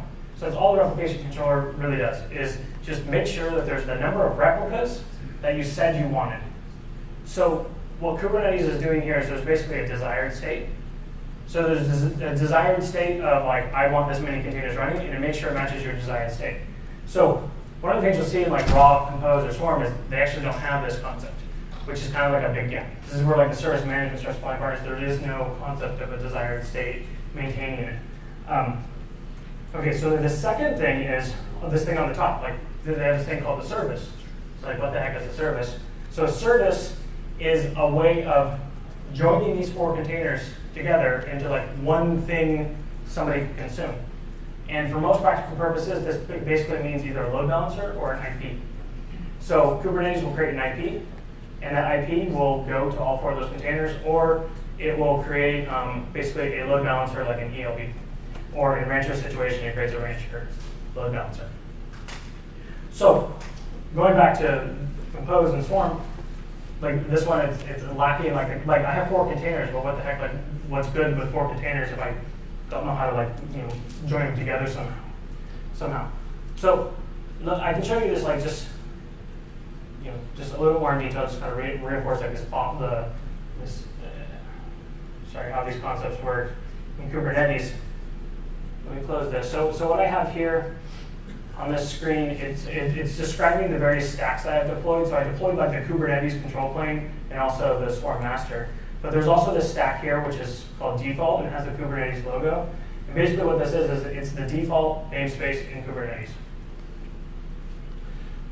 So if I run kube control run, so again, as I was saying, like Kubernetes, you have to like learn like their different syntax stuff like that. So I can easily run a container in Kubernetes by just saying kube control run nginx, and then the image is going to be nginx. So basically the exact same thing I did in Docker, just I'm doing in Kubernetes now. So basically what this did was it created this nginx controller, a replication controller, with these 2 containers. Let me switch to this view. Now this has to do with like what pods are. And I can get to pods a little later if we have time. But so it creates these two controllers. So if you go and so now that I have the replication controller, I can now expose it. Okay. So if I say basically, I can create a service now. I say expose RC nginx target port is 80, port is 80, and this will basically create an IP. So you can see here, like, it's the same thing. We have this controller, which points to these two containers, and we have a service, which points to the two containers. Like, it's very similar to this diagram I have here. Like, the service points to all the containers, so does the replication controller. And so what this has done in Kubernetes is, if I go and I look at, we go to Kubernetes kube control, describe, service, Nginx. What they've done is they've created this IP here. So there's one IP is now, if I hit that IP, it will go to one of those containers. So Kubernetes adds, basically adds that on top. Okay. So like that's the basic concept of a service. What you can see is actually it's not that simple. It's kind of confusing. I don't know if like anyone has any questions at this point. Like feel free to ask them. I have two questions. One is, where did Kubernetes figure out to use that particular IP? And where do you tell it? Where would you tell like the controller that you want 4 or 5 or whatever? Is that something you would just do on command line? Oh, for like where do I tell Kubernetes? Yeah. Like so I'm running things from like just doing like individual CLI calls, but they actually have a template format. It's a really verbose YAML format. Like I can show you basically what it kind of samples guestbook. So something like front end service. I think this is just basically like a no, sorry, not a service. Sorry, you were really on the controller. Yeah, so like this is, in here basically you have replicas. So you can say replicas 3. Or I can do the exact same thing from the command line. I can say kube control scale replicas equals 3, and then the RC. Okay, so when I do that, basically you'll see here this service, well both of the service and the controllers, both of them, it'll start scaling up. So I can control scale. So where the IP came from, the IP is a configurable subnet, but there's really a lot of magic around how they manage it. That IP range that they're giving is not routable. They bind the IPs locally, which then goes to this user space proxy component, and then they hit so they kind of run their own load balancer type thing, which proxies those IPs. So those IPs don't actually have to be routable. Kubernetes makes some pretty strong assumptions and constraints on the in terms of your network. Does the same apply to Compose and Swarm, like in respect to like natting and DNS? Yeah. And all that? Well, actually, so the thing is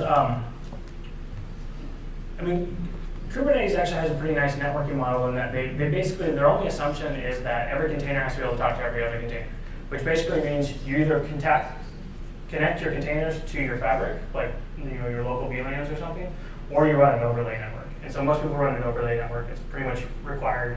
Well, no, it's not required. Like a lot of environments you have to run an overlay network, or you can do AWS or GCP specific API calls to set this all up. So Swarm and Compose, as it stands right now, basically just doesn't. It's like it's in experimental. Like they don't do cross-host networking. It's one of like the kind of big gaps. So if you look at, like next week, or I mean theoretically, I think it's supposed to be tomorrow, but the Docker 1.9 is coming out, which has cross-host networking. It's left experimental, and so they'll have networking, but it's going to be again like overlay networking. Their default model is VXLAN. That flat networking model is the scope to the Kubernetes namespace, or is it for all namespaces? They all share the same network. It's scoped to the Kubernetes cluster. So the namespaces is like really just for like API objects and stuff like that. Certain things like services and replication controllers can be put in a namespace, but which is actually a bad name in itself. But the networking is completely independent of their namespace concept. Okay. How is the UI?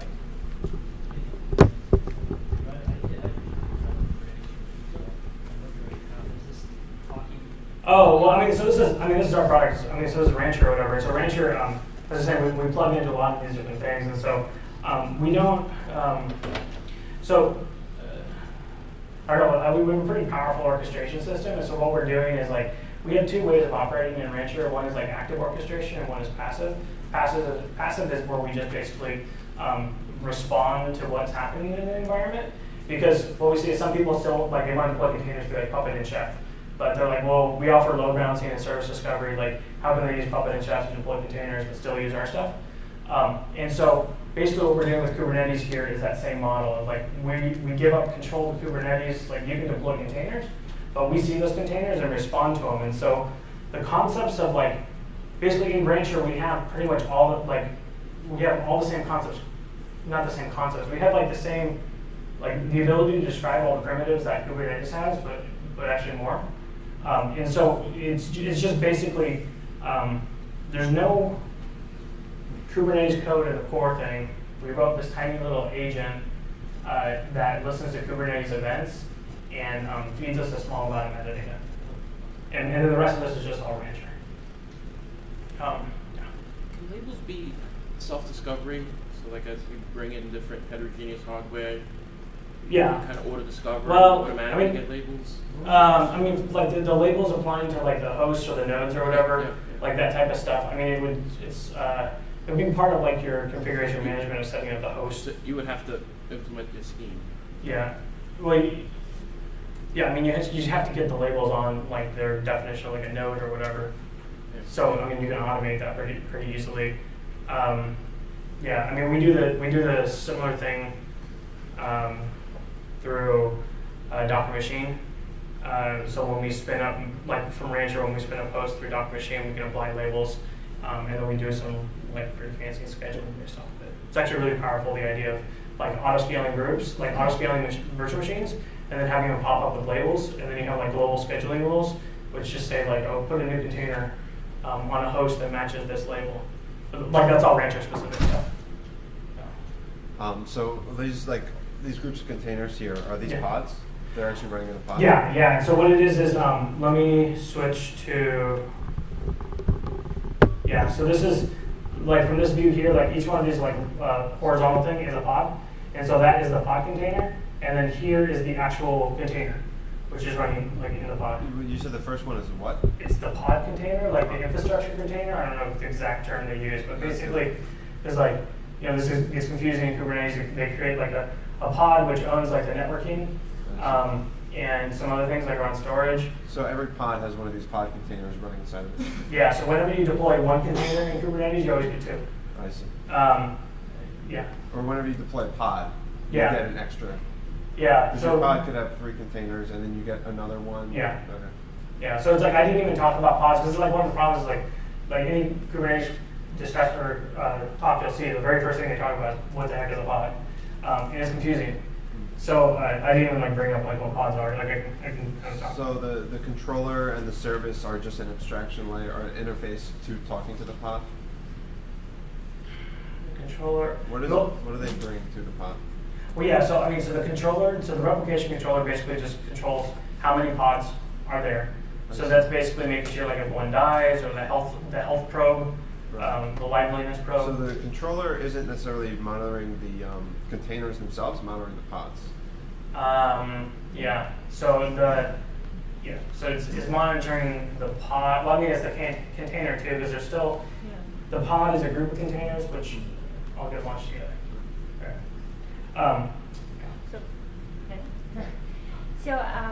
So basically, Rancher, just to tie that, in this UI I can launch an environment, whatever I want, right?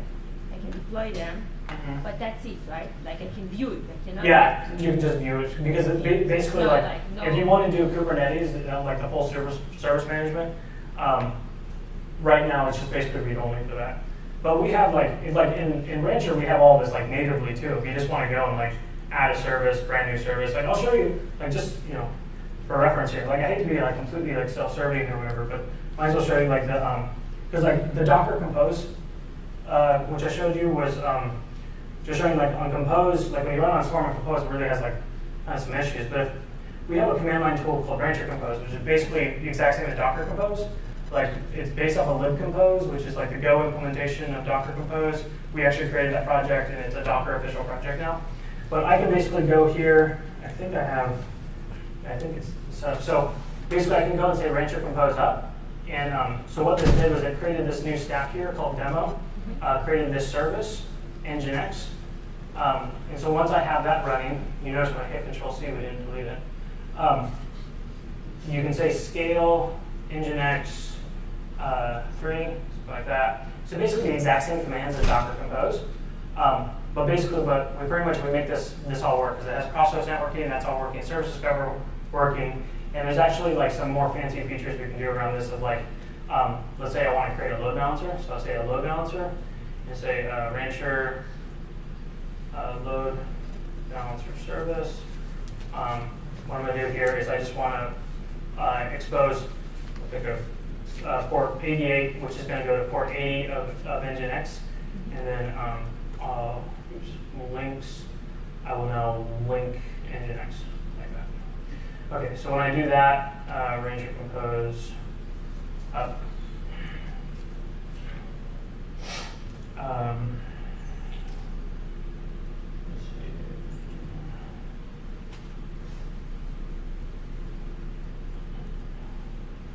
Oh, here it is. Okay. Sorry. So yeah. So now it's going and creating the load balancer, and what will happen is this load balancer will launch up, and then it will automatically point to those other containers. So as you scale up the containers, the load balancer goes with it. So basically, like what I just showed there is actually it's almost exactly on par with what Kubernetes is doing. It's just like significantly easier to demonstrate or whatever. That's what I'm saying. Like before, like what we did with Rancher is like we took like Compose because we really liked it, and then we added in a lot of the Kubernetes concepts and other things to make it like really actually work. Okay. Let me go through. So like I have way too much content to cover. Like I know I've run out of time. I'll see if there's like other things. So I talked a little bit about like service discovery. So like once you have services, how the heck do I find them? Like this is important because you don't want to be like, in the past you do this all through configuration management. You have like this environment, here's the IP of my database or the DNS name or whatever. And so service discovery with containers becomes pretty important. So what Kubernetes does, and I kind of already showed this, is like when you create a service, they create this like kind of fancy IP. And that's really what Kubernetes does, they just create the IP. Now there's an add-on you can put on Kubernetes to make SkyDNS, take that IP and expose it through DNS. So that's the most common approach, is you use DNS to resolve the IP. But the key thing about what Kubernetes is doing here is that IP never changes, because DNS has a lot of caching issues. So the IP never changes, so you don't have to worry about those. Swarm, on the other hand, is using it's like resolver-based host lookup. It kind of acts like DNS-based lookup, but what they're doing is they're really just they're just editing the host file in the container. So I'll show you. So like when I spun up these here, like this demo Nginx 1 that was from Compose, I can just drop into the command line here. I'll show you like not resolve, sorry, host files.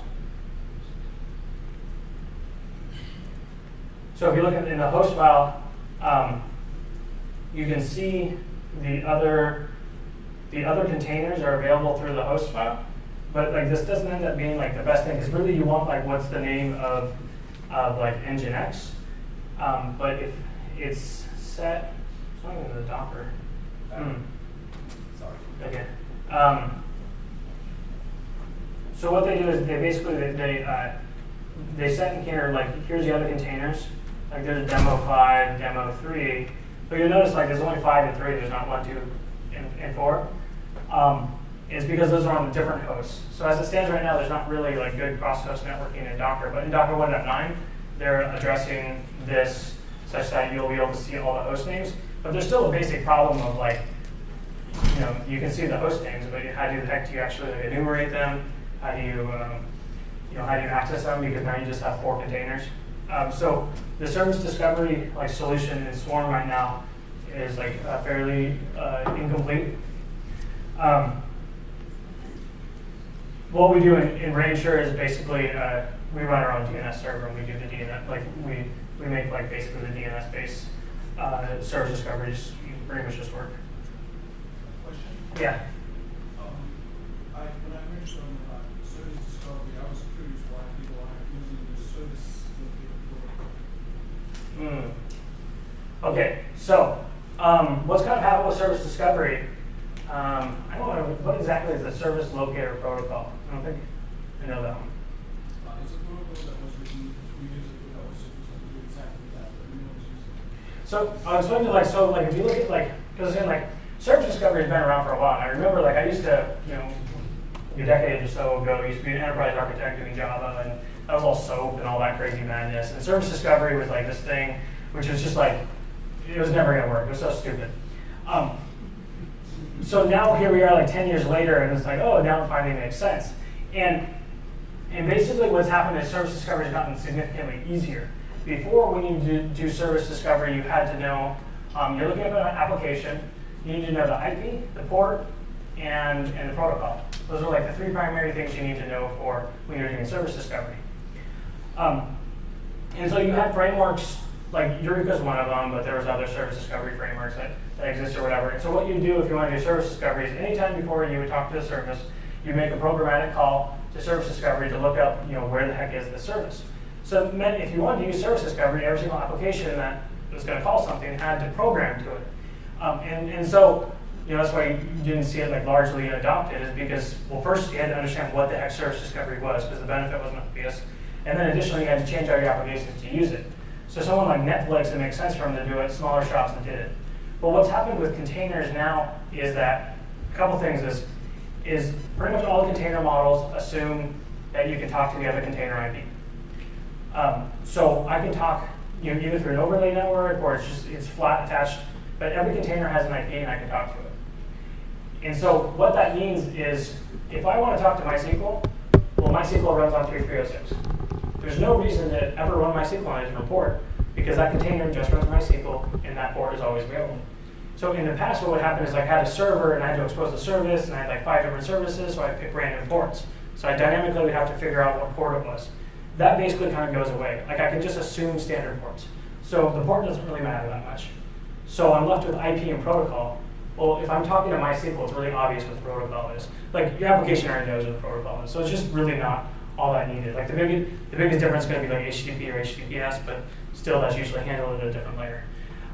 So to be honest, what it's largely boiled down to is resolving, for this service, I just need to get the IP. Well, we have DNS.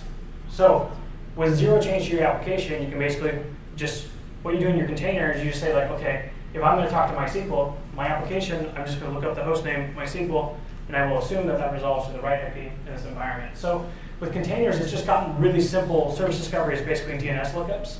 Now there's some gotchas, and this is why Kubernetes is their service IP that never changes, because DNS applications can cache it, so you don't actually want to change that IP.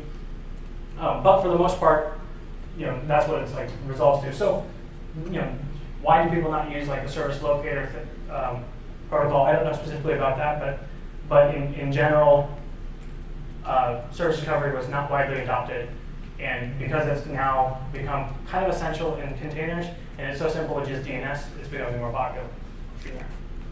Chris, yeah. Now you showed in Rancher you had a load balancer that was talking to multiple Nginx servers. Yeah. Now those are all dynamically assigned IPs, right? Now let's say I wanted to have a published host name, mapped to this load balancer IP. How would I typically, I would have defined environments like prod, whatever, known published IPs that need to be mapped to this load balancer IP. How do you typically?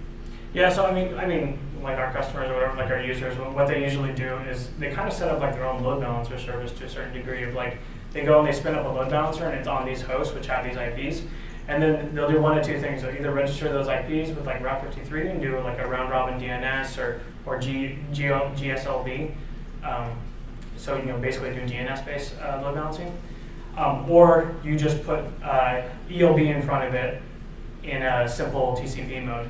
So you actually don't use ELB really to do much of anything except for just really basic load balancing, and then you do SSL termination, hostname path-based routing in our load balancer. Does that answer your question? Let me see. I think I have 2 more minutes. No, 5. Oh, I have 5 more minutes. Let's keep going. Okay. So I'm going to talk about what a sidekick, a sidecar, pods. So they're all called different things. Basically, in Rancher we call it a sidekick, Kubernetes calls it a pod.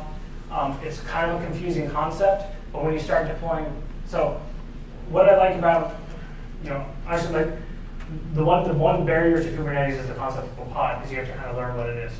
And it's not obvious to people why you need it, but once you hit the use case, then it becomes really obvious. It's like, oh yeah, this is actually really, really useful. So I'll try to explain to you where you would want to use pods. And so the basic idea of pods or sidekicks is that, like, let's say I'm deploying my application, but wherever that application runs, I need to have another application right next to it. So you group those two together into one unit, and then you deploy those two as a unit. And so the pattern, like where we use this a lot, is actually configuration management. Because let's say you download, like you're writing, like let's say like in Rancher you can just go and like we had this catalog thing, so I can just go and say like Elasticsearch, like okay, I'm just going to deploy Elasticsearch here. So when this thing goes, start it up. This is actually a really, like Elasticsearch, if anyone's deployed, it's actually a fairly complex thing to get up and running. So what we do with sidekicks or pods or whatever is that we deploy, like we have the main container, which is the Java process running Elasticsearch, but that has to be configured in some way. So what we do is we deploy a container right next to it that does a bind mount of the configuration file. So like the container next to it and the Elasticsearch one, they sit right next to each other and they share a configuration file. And then we use conft to dynamically change that file based off of like metadata and stuff. And so what you do is you're basically, as your environment's changing, you're dynamically changing the configuration of this other container. And so this allows you to keep your containers very generic, but do the configuration management by putting a container next to it. And so these always have to be deployed together. So like that's a really common pattern. Like another thing you'll see is, let's say I have a service and I want to expose it to HTTPS. So you can do is you can launch a container and then you can run an Nginx container right next to it, which you put the SSL on that. You can run it in even in the same net namespace, so they basically kind of look like you don't use two IPs. But when you do that, basically that Nginx container is now providing like SSL for that that process or whatever. You can do the same thing with like S-tunnel. Or another use case is like log aggregation is really common. So you run like some type of like log-stash agent or something right next to it. So it's like when you deploy these things, you always want to deploy next to them. So it's like on here, like so we have like Elasticsearch and we have these two sidekicks next to each other, or right next to them. So it's like whenever we deploy that container, if I go and scale this up, so now I'm launching like another data node, it'll launch that process plus two more. Like eventually the sidekicks will come up. So there's this concept of putting them together. So it's like once you get into realistic, like real deployments, usually with software that was maybe not designed to be put in containers, you have to start dealing with this. And then pods or sidekicks become extremely useful. But at first, it's like not a concept you really need to know. Like when you hit it, then you'll really need to know. Okay, I think I'm just gonna end there. Any other random questions or anything? Yeah. I'm just curious if the two services are sort of chatty. Yeah. Are there some other considerations you would have to worry about if you're they're going to both be in one pod, given that they both share the same IP? Like you still have to worry about ports and whatnot, right? You don't have the services communicate irrespective, right? I'm just wondering what things get complicated in one. I mean, not really. So the way pods work is like it's predefined. It shares a network namespace and IPC namespace. It's kind of like a predefined thing. The way we do sidekicks and Docker Compose also kind of does a similar thing. You have more flexibility to decide if they share the same network namespace and everything. So there's not any like real hard limitations or issues there. Like you can just kind of configure it as you need. But you know, if the two separate containers are in one, it's really no difference, like from like the Linux perspective. Yeah. Full features of load balancing, does it understand layer 7 or just 3? Oh, like So like in Rancher? In the Kubernetes. So Kubernetes, no, it's actually a TCP based load balancer. Okay. Yeah, so like it's actually very basic. I think it's like round robin, it's not layer 7. Is it core sync or is it something else? No, it's the whole thing. It's their own kubelet proxy. Okay. I'm not exactly sure how they're doing it. Like under the hood, hopefully it's using Splice or something, but I don't know. Like in Rancher, we do have our load balancer based on the ASA proxy. That's full host name, copy-paste routing. It's very featureable. SSL termination, all that stuff. Oh. Do we need one more? Is there one more? No more? No more. I just want to throw this out there. We also have an operating system. Rancher was 0.4. We just released that. So check that. Okay. That's it.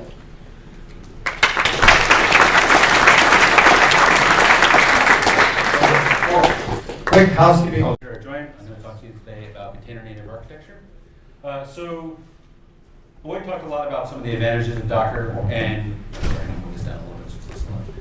Boyd talked at the beginning of today's sessions about a lot of the advantages of Docker, and there was a number of us, including myself, who've been running Docker in production, and so getting Docker into production, just as okay, now we've Dockerized this application, is a great first step to saying, oh, now we're taking advantage of containers, and now we have a container native architecture, or now we're using containers, but that's not the same as a container native architecture. And what I'm going to argue today is that a container native architecture is about taking the full advantage of containers above and beyond kind of the basics of isolation. So containers, as they exist in Linux, are an opinionated deployment of isolation. So we had VMs. Those were great. Anybody who did rack and stack here, knows that VMs are a huge improvement over that.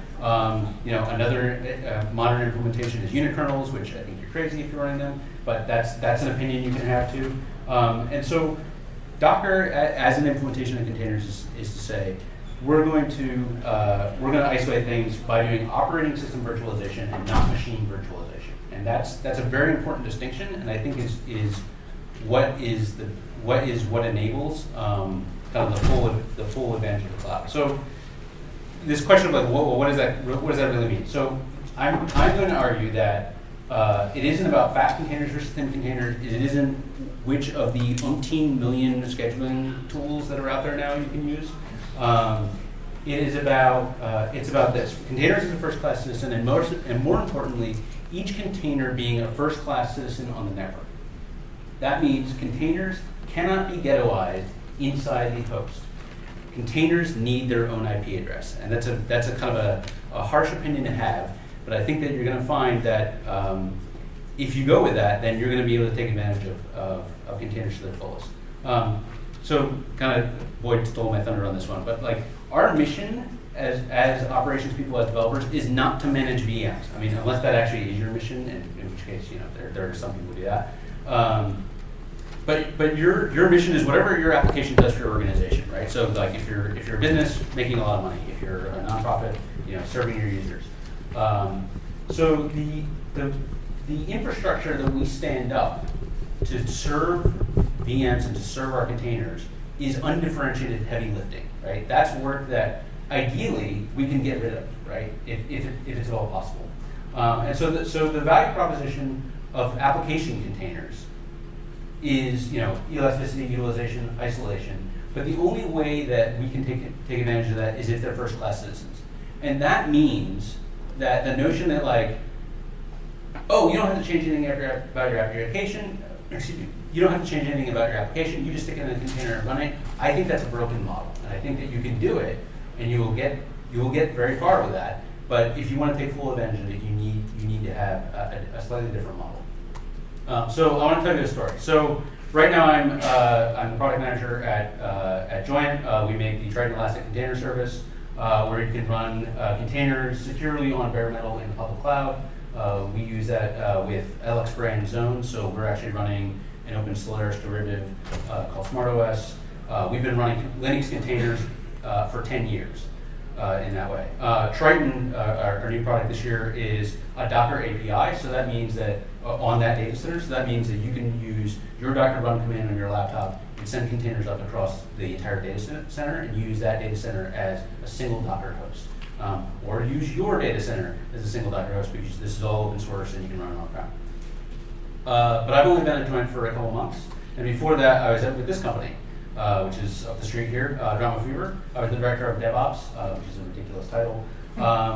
So what we did there is we streamed foreign dramas and rom-coms, so K-dramas, telenovelas, British dramas, some movies.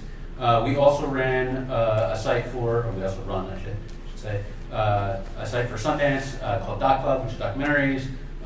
This site that they launched this last summer called Shutter. This is for AMC. This is really scary. This is not for kids.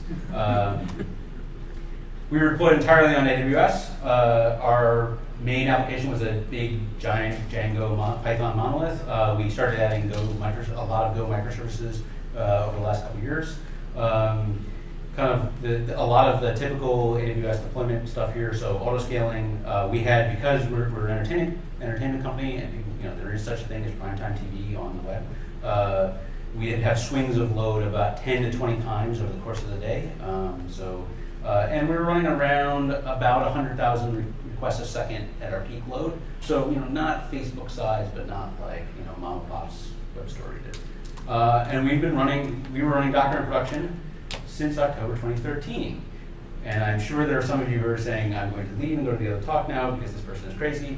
But this was actually solving a very serious problem that we had. This was a big part of it, right? So it works on my machine. We had a major problem with the divergence between the local development environment and what was going on in production. We had slow, non-atomic deploys. I'm going to be ashamed to say that when I started at Drama Fever, our deployment mechanism was effectively SSH in a for loop with a git pull in there. Don't do that, by the way. You can wrap it in Fabric, which is the Python tool to do that, and then it looks like you're doing DevOps, but still SSH in a for loop. Dependency isolation was a major problem. We were a Python shop, but if you run Ruby or Node or PHP, you have a very similar problem. So there's this idea of virtual env in Python where you say, okay, well, we're going to package this application up and it's going to be this isolated environment, but it doesn't isolate your shared C library very well. And those C libraries will diverge between the OS X machine that your developer is using and your Linux machine that you might be using in production. Of course, you can use Vagrant, you should be if you have this environment. But what would end up happening is that to provision those Vagrant machines for the full stack would take like a half hour. So if a new dependency came down from okay, that got merged in a master, now all the developers have to go and do that. What would effectively happen is the developers wouldn't do it, and so their local machine would start to drift, and then they would have to these horrible merge things that they'd have to do, largely in the last half hour before we went to production, which is not a great idea. Okay, so our version 1 of the fix to that is, as many people who are running on AWS do, and you should if you're not running Docker, is AMI. So you bake a server image for each application for each deploy. And then you deploy by standing up an entirely new stack. So you bake that image, you stand up a new stack, you flip it over, right? And that can be good because you have immutable infrastructure, you have living employees. This is the kind of the promise of DevOps that this is the kind of the promise of what the cloud computing method of deployments is. But it's not perfect. For starters, it's really slow to do that. A VM takes a couple minutes to provision, right? So if you have to provision an entire stack, particularly when you're running at 100,000 requests a second, now you're talking about some serious time to get that blue-green deployment up. Having one VM per service, which is kind of what that model wants you to do, runs into very poor utilization. Particularly because if a given service is lightly loaded, you're going to start scaling it down. So you're going to say, and again, in the AWS environment, you want to make sure that you're deployed across 3 availability zones for redundancy. So now you've got 5 or 6 services, each with 3 VMs when you're at your low load, because you want to have them there for redundancy, but they're all lightly loaded. So you have this really, really poor utilization. If you want to add more services, which we were doing increasingly, we were kind of moving, starting to pull pieces out of that giant Django monolith, you're going to start adding more AMIs, more VMs, more EOBs. And in our environment, we didn't really have a strongly integrated operations and development team, and so that my small ops team, which was very small at the time, owned all that extra gear. Oh, by the way, don't do that. doing this don't have completely split teams like that.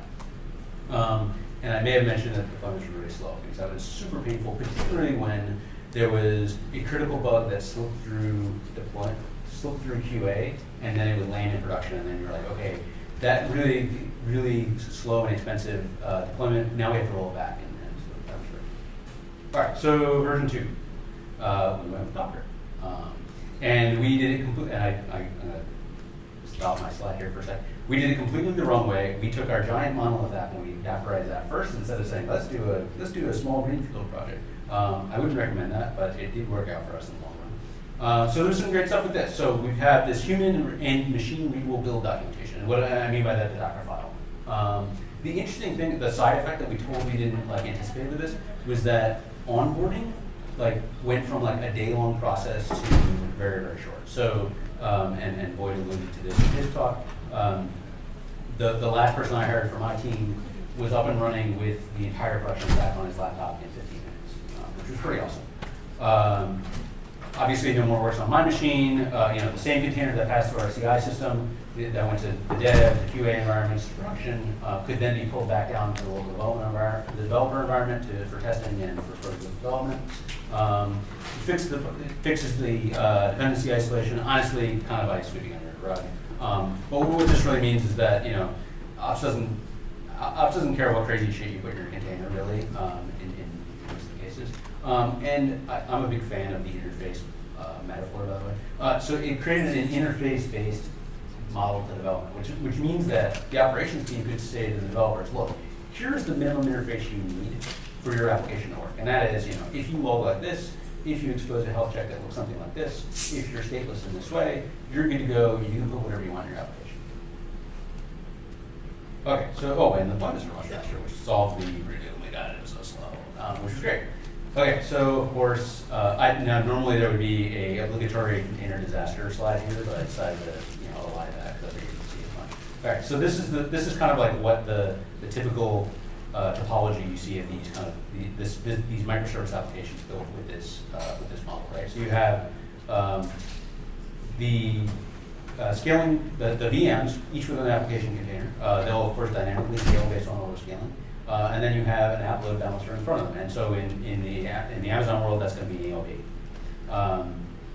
and the ELB is going to make health checks, and it's going to remove nodes as they become unhealthy, or add them as they become healthy. Right? That's simple.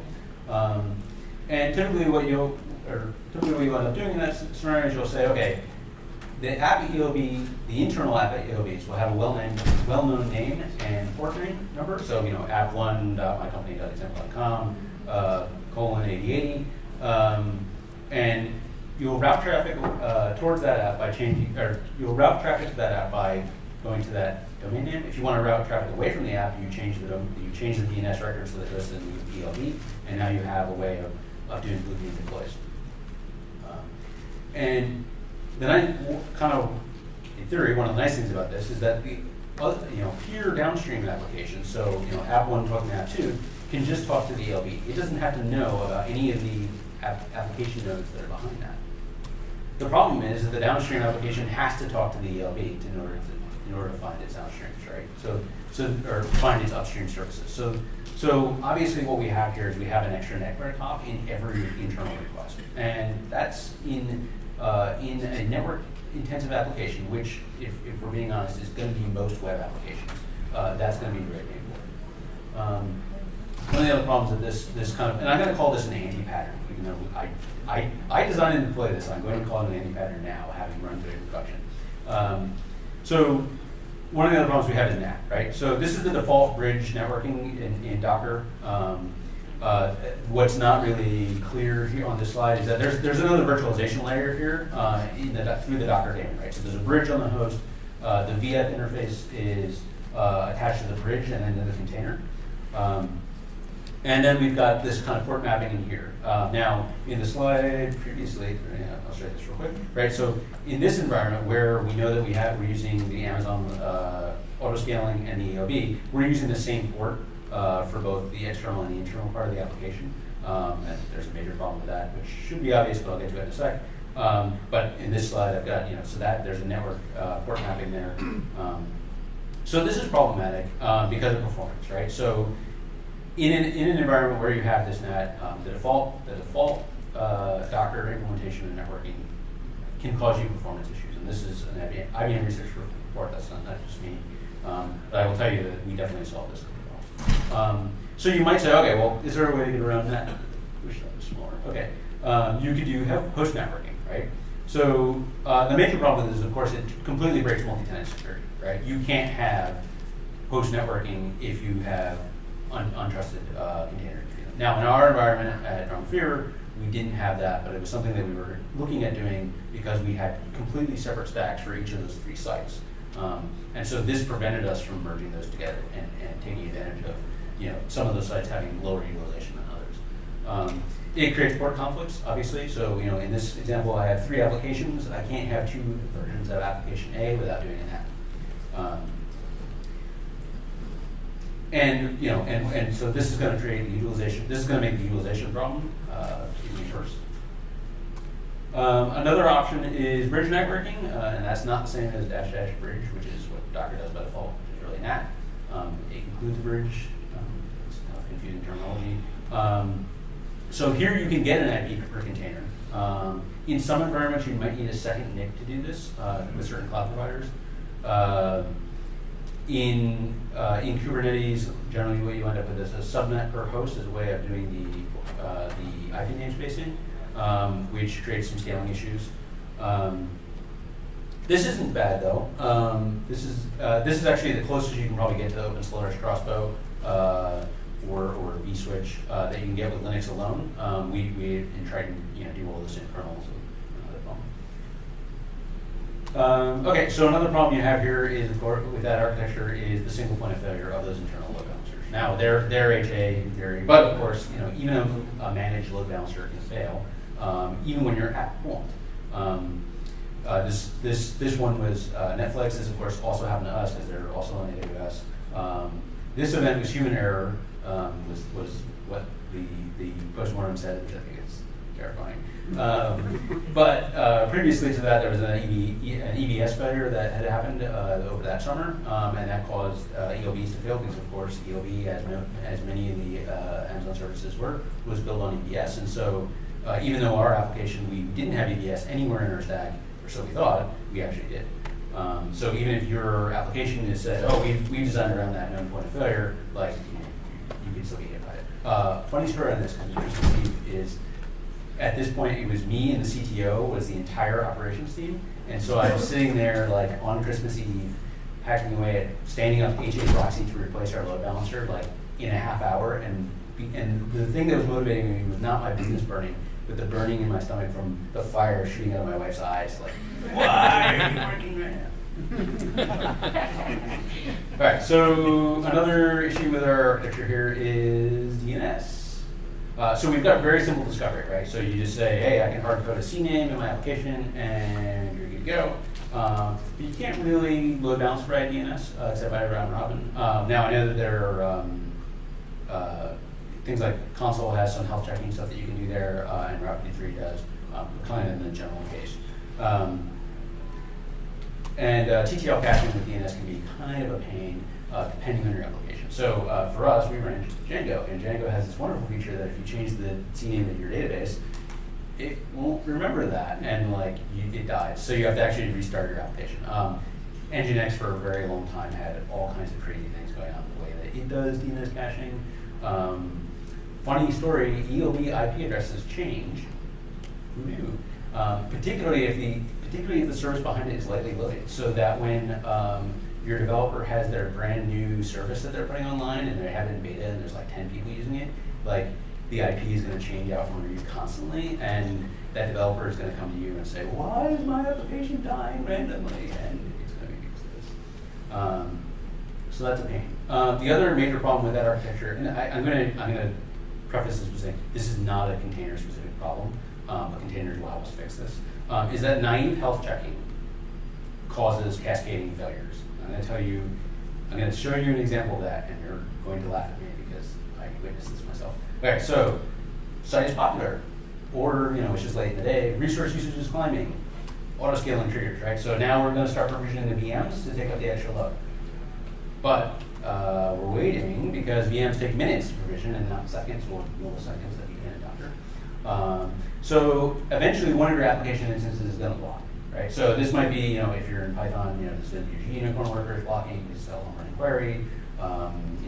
If you've got a Node.js application that's doing a ton of compute, use before faster, then your application instance is going to block. And at that point, your load balancer is going to say, well, that instance is unhealthy, so let's remove it from the load balancing. So now the resource usage across all the other instances that you have is going to climb. And we're still waiting for those VMs to provision because this kind of failure happens in seconds and not minutes. So that means that more application instances are going to block, your load balancer starts removing more application instances. New VMs finally come online with new app instances, but they're instantly over capacity. And so they start blocking, and now you're getting a lot of unhappy people. So in this scenario, we have compute capacity to have enough healthy instances, but we don't have, but our load balancer is being very helpful in removing those instances before they can actually take traffic. Again, not a container-specific problem, but one that containers can help us with, and the architecture I'm going to talk about in a second helps with. In this situation, what you typically have is a bleary-eyed operator at 2 a.m. saying, I'm going to turn off the health check just for a few minutes, it'll probably be fine. And then you hope that they're awake enough the next morning to turn it back on. Okay, so one last problem we have with this is layers, right? So like onions and odors, we have lots of layers here. We have a separate lifecycle for the infrastructure and for the applications. If any of you were at ChefConf this year or were at Velocity in New York a couple weeks ago, you might have seen my former colleagues Bridget Cromhout and Pete Shannon give a talk on Docker and Chef and the implementation that we have with that. So we had Docker handling the application and Chef handling the infrastructure, and it was and kind of the model of this is hey, you got chocolate in my peanut butter, you got peanut butter in my chocolate, everybody's happy, two great tastes that go better together. And no, this is actually terrible, right? Because now we actually have two entirely separate stacks to handle one piece which is entirely undifferentiated heavy lifting, and the other which is the application which we care about. So this is like I stole this slide from them with permission. But like this is the stack that we built, right? So I mean, don't get me wrong, this is cool, right? I mean, this is like, oh yeah, we're pushing code and it's creating VMs for us. It's like DevOps magic. It's really awesome, except it totally sucks because again, this is all like undifferent. Like nobody should be doing this if we don't have to, right? And this is basically completely like this is not particular to our organization. Like anybody could do this, right? Everybody needs to do this if you're running in this kind of architecture. And you have a parallel stack just like this to build your Docker containers, right? Because we have the same thing, the same pipeline is going on with our own containers. Oh, I said that was the last problem, but actually the last problem and the biggest problem I think is utilization, right? So we have one container per VM in this thing, which means we didn't solve the problem that we were going to try to solve with the AMIs, which we had one service per VM. So like that really sucks. So now a way that you might try to work around this is we're going to have multiple containers per host, of course, right? That's the obvious sort of thing. The load balancing of that starts to become really complicated, though, right? So one of the ways, because you have questions like, well, do we remove the entire node because just one of its services dies? Do we need an instance of every service on each VM? If we're running a managed load balancer like EOB, you can have some of those options. So like what you'll tend to, and this architecture has been proposed in all seriousness to me at one point. Is we say, okay, we're going to take the VMs and we're going to register them with multiple load balancers as the container arrives on that VM. So we have this like the scheduler that's scheduling the operation, the work, and then it has to kick off a task to say, okay, and now add that to the load balancer. We still can't, by the way, have more than one copy of the application on a given host without NAT, and we can't find the port with NAT. So we still have the same kind of problems that we had before. There's an alternative, which I like to call the scheduler back proxy alternative, which is say, okay, clearly the load balancer is part of the problem here. So let's get rid of the load balancer and let's put an on-host proxy. A lot of times you see this done with HA proxy. This infrastructure is really common with people who've done Mesos Marathon, Disney Orbits. They have very smart teams that have done really good jobs with this stuff.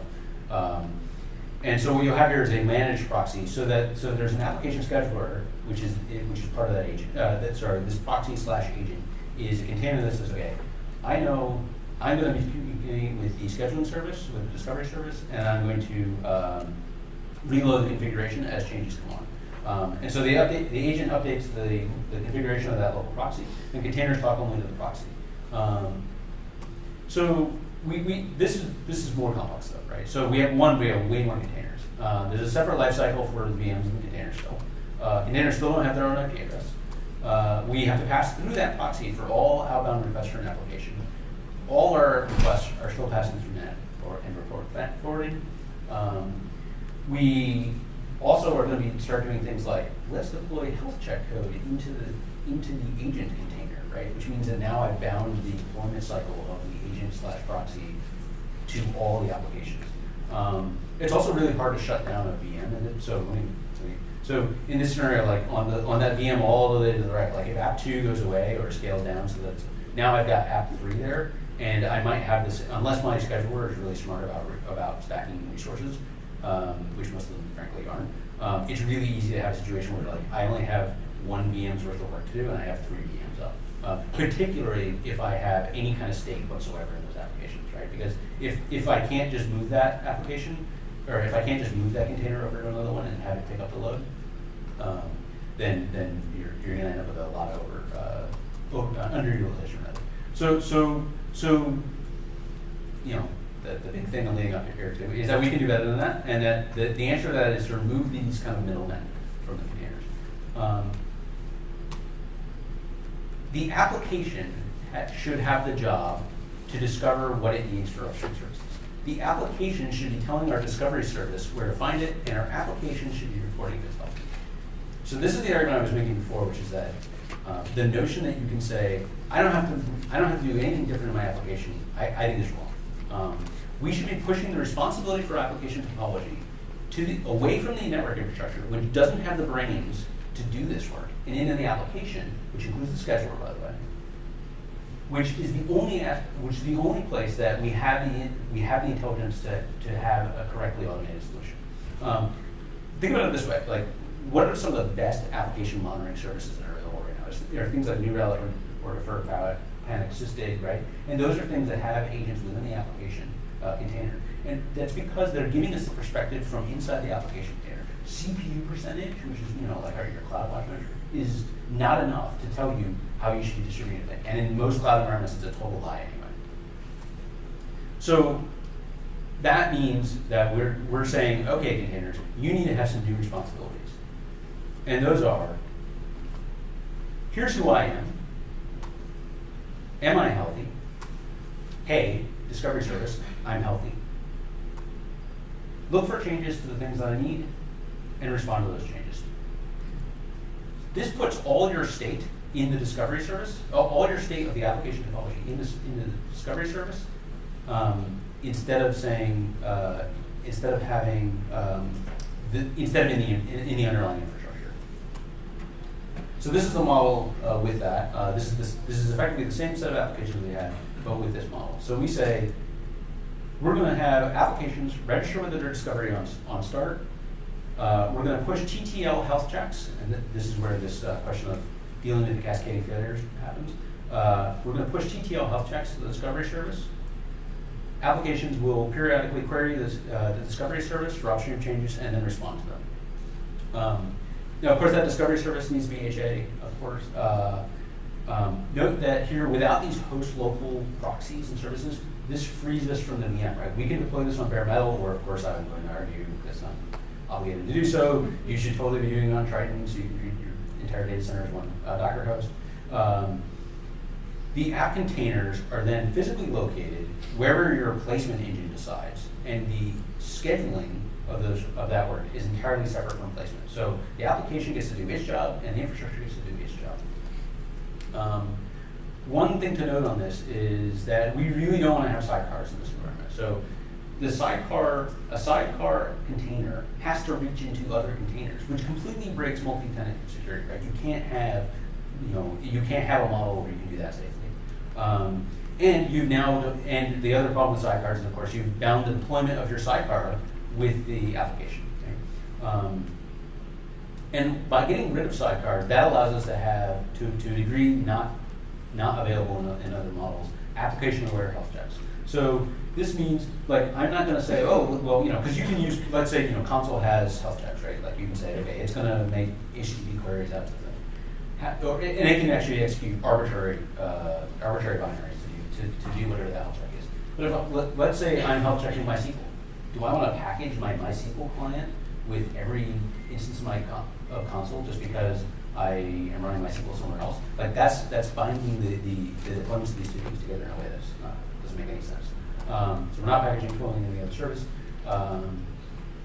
And this also allows us to respond very quickly to changes. I'm going to demo something that is actually doing polling, but there's no reason that this couldn't be over a WebSockets connection or a HTTP long polling connection, so that changes are immediately propagated to any downstreams. A pub sub sort of environment. All right, so I want to do a demo. Now I'm not going to be crazy enough to do a live demo, so this is a virtualized demo. But first we have to talk about this. So I'm saying to you, okay, well we're going to, we're giving your containers new responsibilities, right? So we're saying you can't just do whatever you were doing before. Okay, well, nobody wants to rewrite our apps, right? There are lots of really great apps out there, and nobody's going to rewrite them because you would be crazy to do that. So we need to figure out a way to give these responsibilities to an app that was built before in the pre-container days. I'm not saying legacy because that's really rude to like these really awesome applications. Like Nginx is like my favorite web server. I would never call it a legacy application. That would be horrible, right? Okay, so let's look at those responsibilities one by one. Okay, so registration. We can totally do that. We just wrap the start of the app in a shell script. It'll register. Cool. Self-inspection, maybe some kind of self-test if the application has that. Okay, so this is actually not going to be so easy to do as is. So now, you might say, well, what we need is a second process in the container, right? So you can't do that unless you have a supervisor. And this is why. So I've seen this proposed. It's way smaller than I want it to be. Okay, I've seen this seriously proposed. Okay, so we're saying, okay, we're going to push the registration to the console. We're going to start a health check, some kind of health check name, and then we're going to background it, and then we're going to run our awesome app. Well, and anybody who's done even the tiniest bit of system here, well, what happens when check health awesome app.sh dies unexpectedly? Like, you're no longer getting health checks, right? So just don't do that. So we've written this. Now, this is the minimum thing that you could possibly do to solve some of these legacy app problems. So really, all this is a shim. It's to help make your existing apps container native. It's written in Go. It's open source by us under Mozilla Public License. It accesses PID1 within the container and then forks to the app. It blocks on the app. It blocks on that fork. So what that means is that if the application dies, then it will exit as well. So for registration, it registers the console on startup. I should point out, so it supports this console today. It's totally extensible. You just have to swap that piece of code out. It executes an external health check that you're packaging inside the same container. It's sending a TTL health check to console, and so what that means is that if the application fails, console won't get the health check anymore, and so it will be marked unhealthy, right? So that's a very different model from I'm going to push health checks to the container. It's going to pull console for changes, and then it's going to respond to change by executing some kind of external response behavior. And those two, and both the external health check and the external response behavior, those are both going to be things that you package inside the same container. So the container is completely self-contained in terms of its behavior. This is not the same as a supervisor, right? So this is PID1, but the exit code of the shim process is returned back to the Docker engine, or in our case Triton, and then the thing dies, right? Which is what it should do. So that means that if you run Docker ps-a on your dead container, like you will get the exit code of the application and not some weird stuff that container code is doing. This is literally like a couple hundred lines of code, by the way.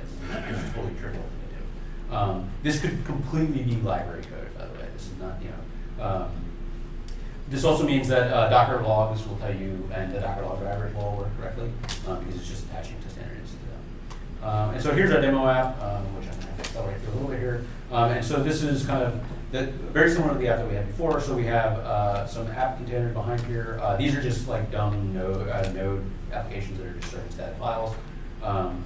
as they come online, they're going to say, here's my IP address. I'm helping for the next 10 seconds to console. And then Nginx is going to say, hey, where is app 1? And console is going to tell it, here's the list of IPs that are valid for app 1, and then it's going to Nginx-s reload, which is one of the reasons why Nginx is awesome, by the way, is that it, much like HA proxy, it knows that I have to be able to receive signals to reload configuration without having to restart the whole damn application. If you write an application and you have to restart it to reload configuration, like start over, please. Okay, so here's our Docker file for that node application. Again, we're just going to install curl in there, and this is HTTP server. This is like the first Google node static servers, and that was what I found. And then we're adding ContainerBuddy and some config files to it. Here's our Docker file for Nginx. Again, we're just we're adding some tools that we need. Console template, I'll get to in a sec. But it's a tool that allows you to pull a key from console and then render it out into a template. And then we're going to add ContainerBuddy and a really basic virtual host config to get started. This is what these templates look like. This is if you squinted this, you can kind of see an Nginx upstream virtual host upstream configuration here. And this is kind of a weird Golang template syntax where I'm going to say for every service, write one of these upstreams, put its name there, put its address there. And then if I continue up, here's your server, our server listener. So I've got a health check for Nginx itself, and then an upstream block for that, or a location block for that. And then within the container, within the Nginx container, we need something to reload Nginx. We could just, of course, pass Nginx-reload, or -reload, but we're going to include this here so that we can get the template from console. If you don't need to write templates for your configuration, this is like a complete option. And then we're gonna orchestrate this with Docker Compose. Of course, you can use whatever you want. And this is pretty straightforward. We have a demo container we're gonna run, listen on port 80, link to console. And then the command is just, did you know that there was a multi-line YAML? I didn't know that until I read this. So that's what that ugly thing is. So that's all we're gonna do. We're just saying, run ContainerBuddy with this application. And this is what the ContainerBuddy configuration file looks like. So it's going to say, here are the services I'm going to be advertising in console, which is the top block. And here are the backends that I'm going to be looking for changes on, and what to do when I see changes. So it's saying, when I find an app, reload Nginx. Right, so I have a script here that I'm going to kind of fly through, which would be a demo if I was doing it live. So we're going to look at our Docker. We're going to make sure that our Docker client is pointing to our Docker host. Of course, I'm using Triton to do that. So that means I can use the whole data center instead of my local machine. And I'm going to start a script here. And I'll kind of go through the script and I'll kind of jump back and forth with the contents of it. So it does a bunch of Docker pulls, not very interesting. And it says, okay, I'm going to start console. I'm going to write some template values to it, and then I'm going to open the console. And here's what the script looks like at that point. So at the top here, again, we're using Docker Compose because it's convenient, not because it's particularly awesome.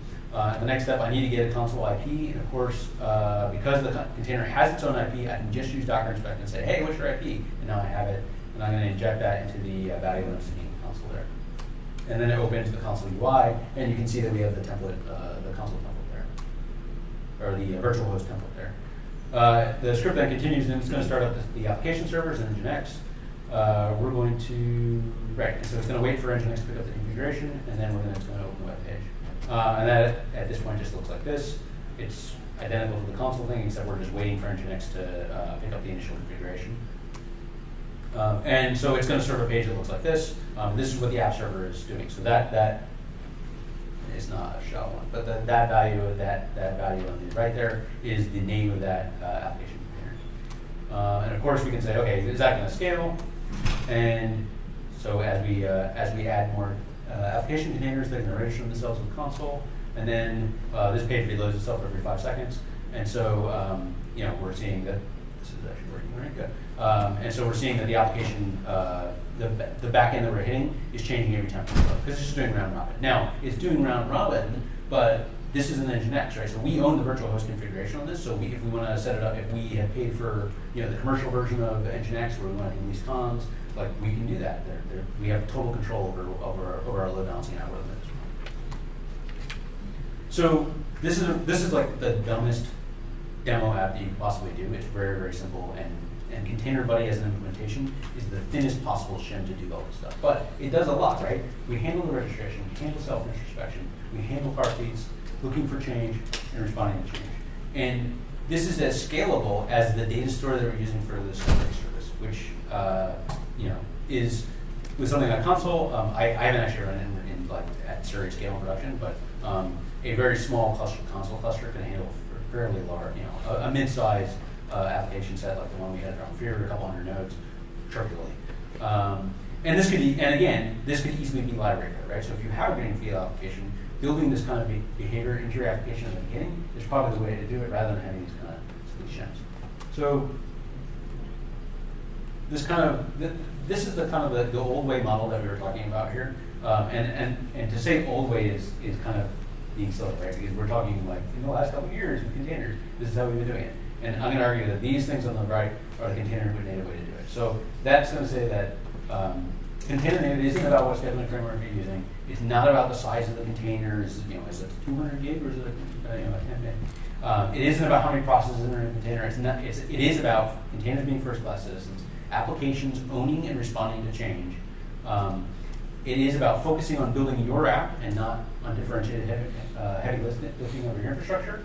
And I'm going to argue that deploying on secure multi-tenant bearer hardware is the best way to do that. And of course, you do contract. This is, my slides will be there.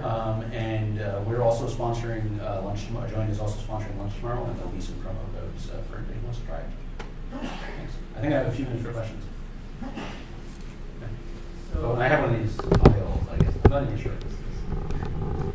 So you mentioned that having the application report its own help prevents the cascading failure problem. But if the application isn't able to report its own help because it's heavily overloaded, can't you still run into the same problem? Right. But then in that scenario, what you end up with is the scheduler at that point actually knows that that's the failure mode that you have, and so because your scheduler should be aware of those parameters of the application, that's like you can build that into it instead of it just coming to this dumb HTTP check. But I mean, you still have to design it, but you actually have the option to do so now. Yeah, I mean, it's not a solved problem. It gives you the opportunity to solve it. Right. Part of your list is the things that a container should do, and you mentioned the chocolate and peanut butter cup. Should providing a bill of materials be maybe added to the list so that we know what's in the container? Yeah, I mean, I think that like that this was really kind of more about the operational side. I mean, I think in terms of like the build side, and I think like Docker files is a good start for that. And I think that some of the things that we're seeing with Docker Notary in terms of like making sure that the provenance of the container is known, I think is really important. Making the scheduler aware of that, I think is something that I don't know that there's any good tooling around yet, but there's no shortage of new tooling on Docker in case anybody hasn't noticed that. So.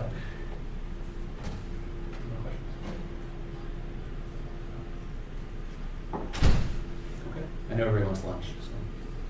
So. All right, thanks, folks.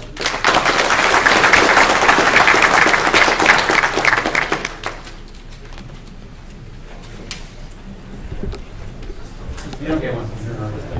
In New York Metro, been in the industry a while, worked for several different vendors of all different sizes, and been at Microsoft about 3 years, and very exciting times right now. So, what I planned for our agenda, this is the structure that I set out here. Essentially, I thought it would be good for us to see an application, to talk about what DevOps means with respect to that sort of application, see pipeline of deploying that through some automation, and then I'll also talk about some of the things that we're doing with containers. So I feel like maybe it's that time of the afternoon, and we should have a little fun. Totally dive in. So this application, this is actually the application, and it is the Geek Quiz. Let me get my directions. See my mouse? There it is. That's the tricky part of it. It's only this stuff. All right. So I have a login, and I'm actually talking to an application that is deployed in Azure, and it's a you'll see it's a containerized app running on a VM, and it's the quiz. So, what's the first question? Which is not actually a thing JS? Does everybody want to answer? Sorry? All right. Whoops. I clicked too fast. Let's look at another one. What year was the first VoIP call made? Guesses? 81. Wait, I can't see from this way. 91. All right. 91. You get the picture, right? This is a web app running in Azure. So I'm just going to show you a little bit of kind of what it takes in Azure to run something like this. Because, I mean, this is really the DevOps challenge, right? It's not just some code that you wrote. It's not just some frameworks that you're sitting on top of. It's also, well, what kind of iron, what kind of networking, etc. Wow. Oh, this is going to be fun. I cannot see from this. Sorry. All right. Let's just close this guy. We'll get back in.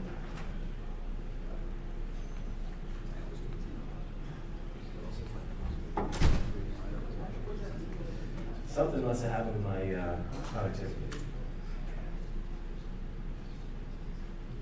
Okay, so first of all, who's logged into the Azure portal here? Anyone? Who has used Azure at all? Okay, cool. Thank you. So I will give a little bit of an intro to what we're seeing here, just so you know what we're looking at.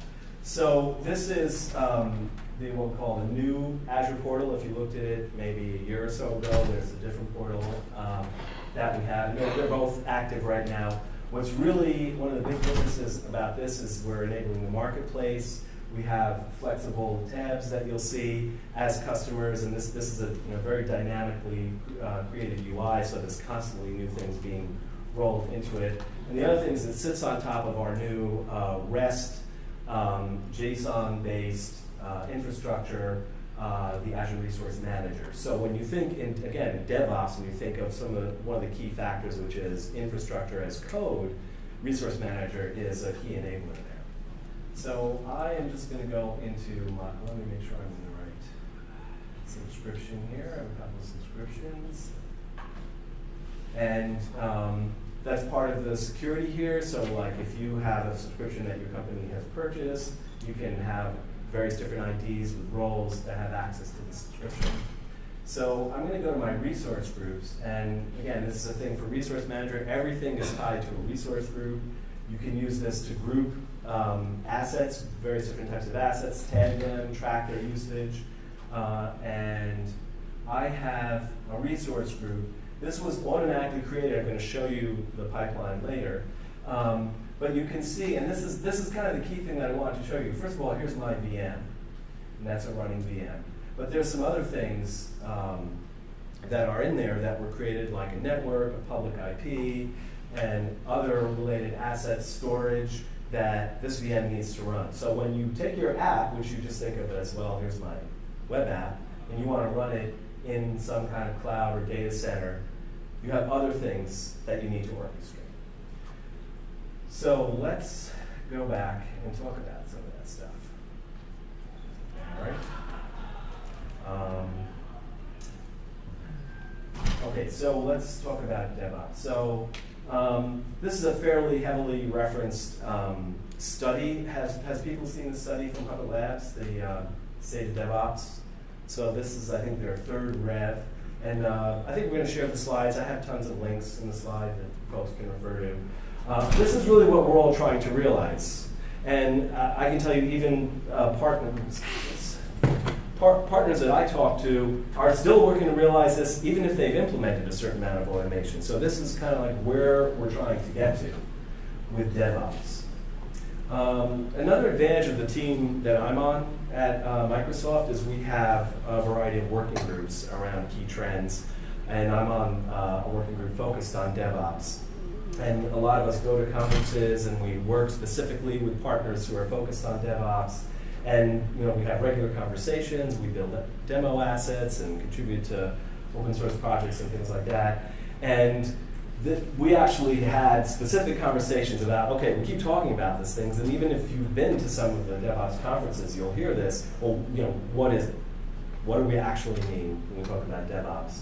And so I have a reference to this blog post. This kind of came out of our working group where he really drills into these. But these are some common practices that people look to implement, or when they see these, they know they're doing DevOps, right? Now, you don't have to bite off on the whole thing, but when you see some of these things happening, you know you're kind of getting towards the DevOps model. From a standpoint of containers, and this is one of the other aspects of DevOps, I'm just going to build that. One of the ideals in DevOps is to have this kind of feedback cycle. I mean, having some automation is, helps, right? Bringing people together from across the development side and the operations side helps. But when you really get what we like to call the flywheel going, you get this feedback loop, and you get this real synergy of doing all of these things. So what we're showing here is that the container is enabling ease of portability of your application throughout environments, and ease of access from the operation side, ease of monitoring and getting information about performance out of, and then that information goes back to the development and the business, right? That's where we really want to try to get to. So here's the animation. So the DevOps scenario I'm going to show you uses these ones that are highlighted. And for anyone who's colorblind, because I know I am, it's the first two and the fourth one. That's what we're showing here with this scenario. So the application is, as I said, it's the Geek Quiz application. As you saw, it has a web front end. It's actually sitting on a Linux operating system, and it's running, it's doing MVC4 with Mono, which is open source of the ASP. So, and there's two containers. So there's the web tier and the database tier, which is a MySQL. So you can see just this picture, we have a lot of things that we need to deploy. And if we build something on our machine that we've got to work, and then we just gave our code to somebody else, how do we know that they have the same libraries? And this, again, hopefully messages we've been talking about throughout the day. I mean, this is the advantage, right? With Docker, we can take these specific releases, we can package them up, and then with automation, we can make sure that they all go through the same process. I'm just going to warn you, the next chart's a little bit of an eye chart, but I'll step through it. So not only do we have lots of pieces that we have to manage, we also have a lot of different interfaces and tools that we're using. So how do we bring all those tools together? How do we make it so that there's automation between all of these? So we can have all these little pieces and they can be consistent as they go through their life cycle. Okay, so I'm going to talk through this, and then I'll actually kick off a build and show you a couple of things. The build takes a little while, so then we'll go back to the presentation. So on the left side here, you have two main tools for managing your code. Visual Studio Online, which is Microsoft's hosted Visual Studio and teaming product. And you can, people know us for Visual Studio on people's desktops. You can code on Visual Desktop and push right into here. But you'll see you can actually change code in here as well. And then GitHub, which is very widely used. So what we've done in this project, and so let me just walk through the flow, and then I'll talk what these are. So what we want to happen is that when we build on the source code side, we want that to come together with the infrastructure code. So the end of this build triggers a Docker build. Docker pulls the infrastructure code in, and there's a webhook from Docker that kicks off something called Azure Automation. And Azure Automation is a way to take scripts and have them run in Azure. You can use PowerShell and other common scripting languages to do that. So this, what you have in there is a runbook, and the runbook pulls together all of the stuff that comes from Docker in addition to our ARM template. And the ARM template is what's going to tell us, well, what do I need from an infrastructure standpoint to run this application, right? And then that creates a new environment. So you could think of this as something like, a QA testing environment, and the developers or the operations folks or the same person says, we're ready to have some testing, we want a new environment stood up. That's what's happening here. Instead, creates a new environment. We have an integration we have a facility with Azure VMs called an extension.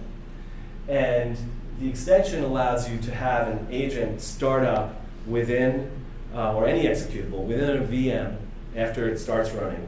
And so we actually initiate in the VM a Docker compose, which pulls the compose files, again, from GitHub, and then the application is instantiated within Azure, and now we're off to the races, testing ourselves on our deep knowledge. So let me just pause before I go into the actually showing this. Questions? Yeah? Yeah, so I don't know if I'm getting ahead or anything. What I'm curious about is, so this workflow has Azure in the center, not the center, but as part of the workflow.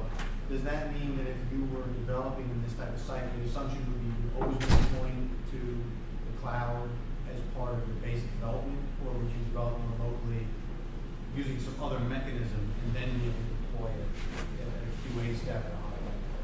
So the same, for example, let's just take this Docker file. If I was using Visual Studio and I had on my machine a Docker build of the app stack, and just quickly show the app stack.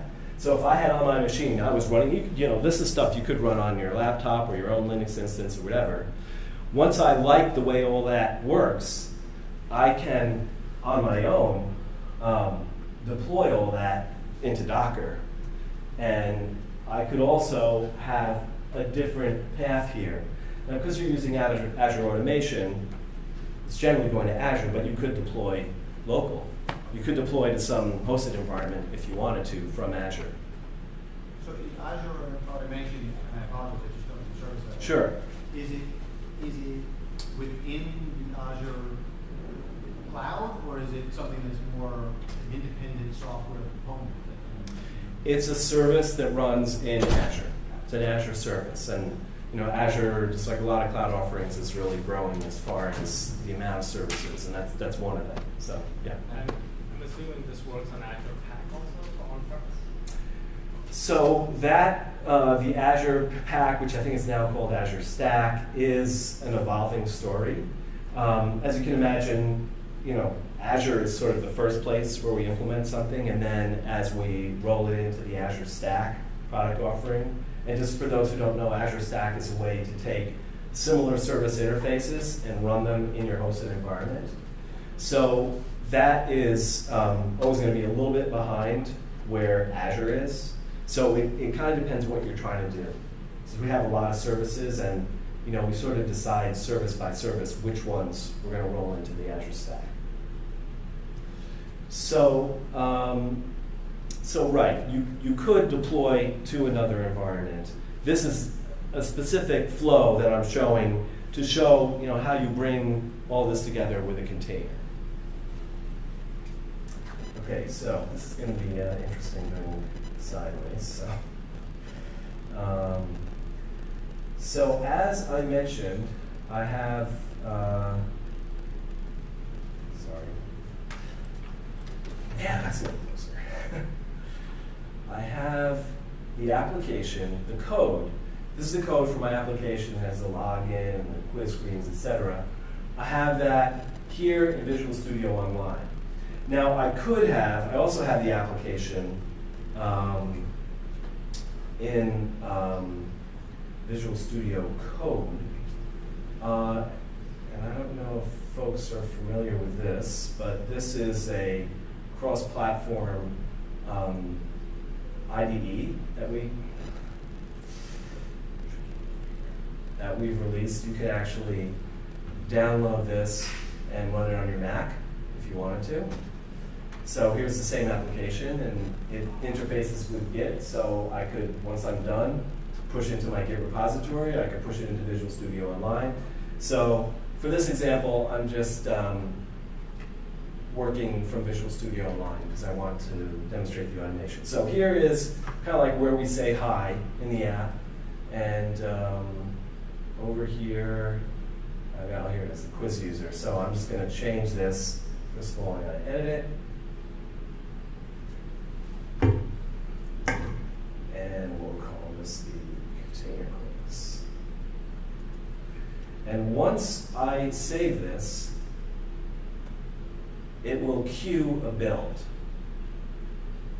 Okay, so if we go into build,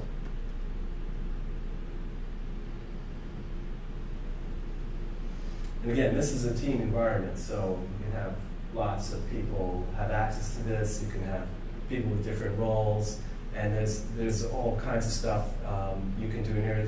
Has anybody heard of Kanban? It's a DevOps, well, it comes from lean manufacturing. You can do Kanban boards in Visual Studio Online. It's pretty cool. And my network is just, here we go. All right, so let's see. Here's a key.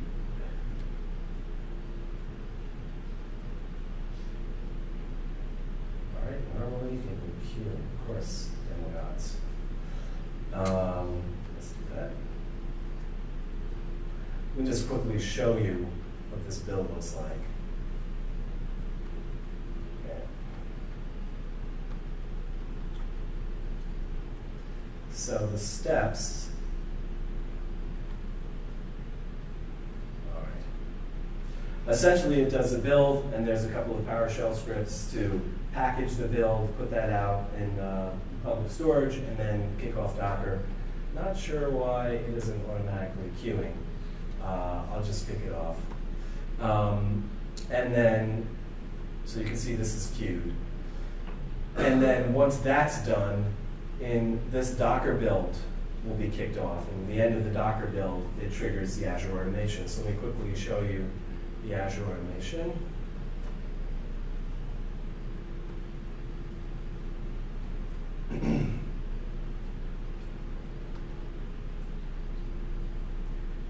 So I have two runbooks here, and I've published a script that's going to be automated, and then when there's jobs that have been kicked off, so there's a job history. So we'll see, hopefully when we come back, this all takes a little bit of a while to run, that will all have succeeded, and we'll have a new instance of this application.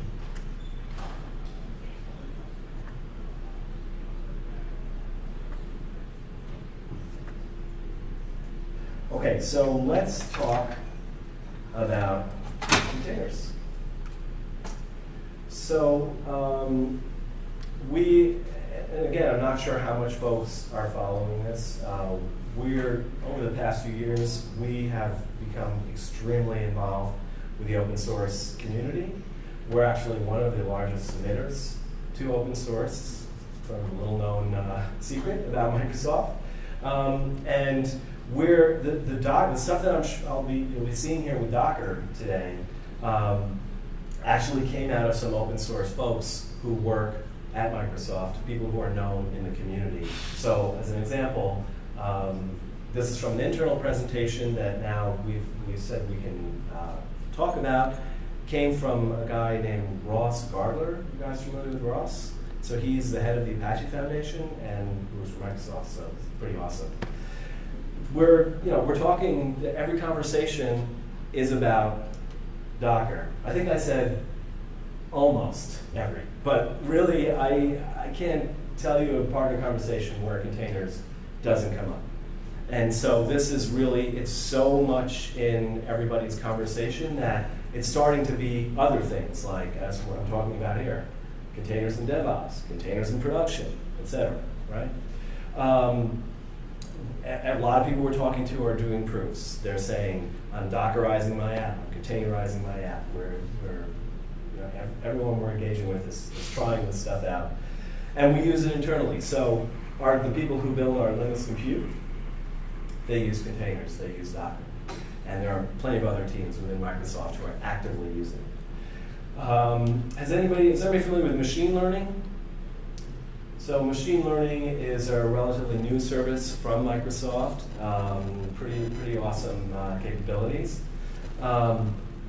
And that team internally has used containers on Azure to really push performance.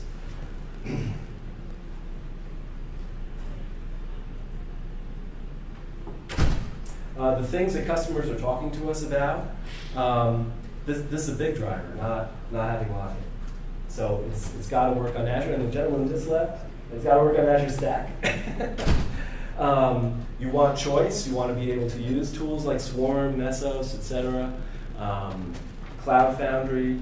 Those are all things that customers are very concerned about. They like that we're doing the service tier, but they do not want to be locked in. They want to have portability. They want to bring their own technologies, and they really want to be able, this is another thing you're going to start seeing with us, a lot of interoperability with other clouds. They're like, okay, great, you have a cloud, but we have stuff in other clouds. How do we interoperate with that?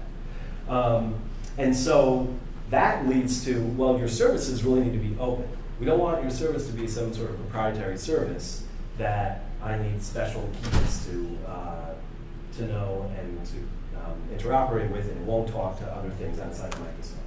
And of course, Linux and Windows, and every time I hear a stat on this, the percentage of VMs that are Linux running in Azure goes up. And the last number I heard was something like 30%, but I'm sure that's outdated already. This is an interesting evolution, because if you looked at Microsoft 3-4 years ago, we were really pushing PaaS, and I would argue that we actually were hurt a little bit about that, because the market wasn't really ready for that. The market really didn't understand that to really have flexibility, a PaaS model, and to have agility, a PaaS model makes a lot more sense. You're going to see that we're kind of rolling a lot of that stuff back out, and a lot of the things, I think I heard one of the topics was, how do you auto-scale something? Well, that's directly a PaaS conversation, right? And monitoring, we've released monitoring for Docker in our capabilities, and we have partners we're working with who have released monitoring of Docker containers. And this is new, so there's gaps. So we have conversations with customers about that. Well, how do I do health monitoring? What happens if a container falls over? Can you have services that help me with that, Microsoft? Software-defined networking is a really big topic of discussion. And I think there was a question right at the beginning of the day, how many people are doing production? Right? People want to go to production with this stuff, but they don't feel like they have the tools. So that is a big part of the conversation. So we are all in. If it's not clear yet, we're all in on containers. We have an excellent business relationship with Docker. We're fully supporting it. We've integrated the Docker engine with Windows Server, and if I have time, I do have an example of that I'm going to show you. The Docker client is supported on Windows. Our portal is integrated with Docker Hub, and the APIs we're aligned with. So let's talk about what some of your tools are. So I just like this because, this, if nothing else, says containers are a part of our service, right? This is a current snapshot of the Azure services. Again, an eye chart and growing, but the fact that containers is up there as a service really shows you where it is. I'm going to quickly go back to the portal. Sorry my back is to you guys, it's just easier to read here. So if I go into the portal and I want to create something new, I go here, and you can see right off of that first level of assets, there are container apps. So what does this mean? This means that we're now creating a marketplace for people to build their apps for deployment in Azure. Right? So you can have yourself promoted here as a partner. The other thing that I talked about the Azure Resource Manager. So you want to have this is quick start templates. So we have like a WordPress template on Azure. We have various other applications, various sort of standard stacks that we have ARM templates for, and you can search for them here at Quick Start Templates. And if I search for Docker, you can see we have a whole bunch here. And here's one, deploy Ubuntu, that already has Docker in it. So let me just show you what you can do here quickly. Is I could literally deploy to Azure from here. So you can go to the quick starts, you can find some constellation of infrastructure that you want to deploy, and you can deploy it right to there. And then again, all of this is available in GitHub. Right, so all these templates, if you're like, I really like that template, but I'd like to adjust it a little, it's all out here. And some of these are active projects. I mean, anybody can contribute to them as well. And let's just check back. How did my build do? Okay. Let's go here.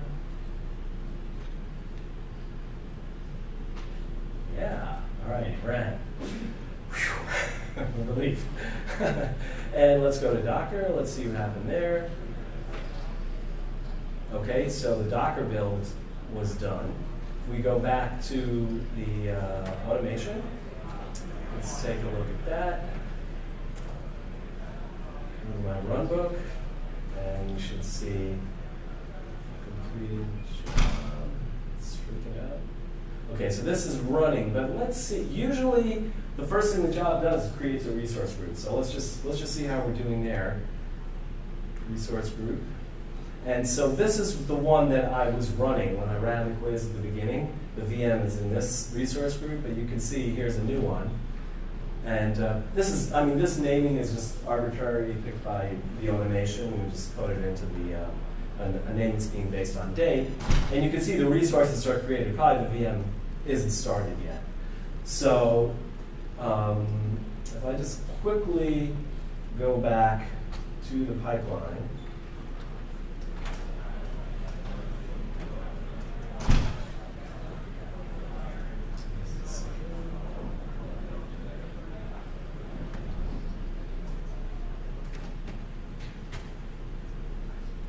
Essentially, we're in that last phase where the VM is starting up. It's Docker Compose has been ran because of the VM extension, and the VM is in the startup.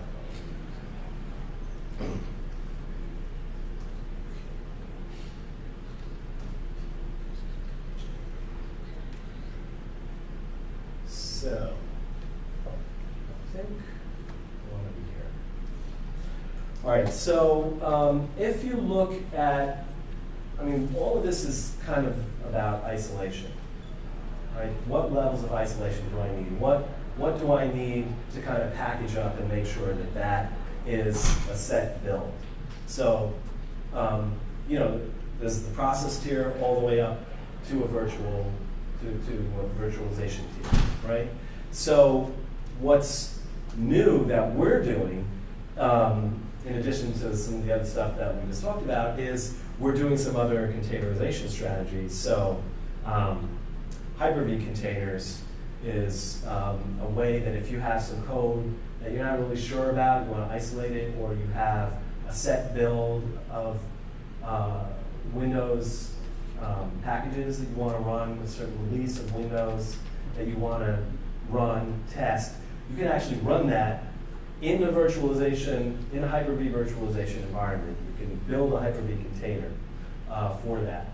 And actually, some of the work we're doing with Docker, you will have the option when you deploy a container on Windows, you'll have Hyper-V as an option. So that's going to be really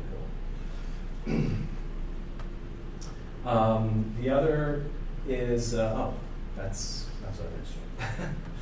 And Windows Server containers. So there's actually a preview. And how am I doing on time?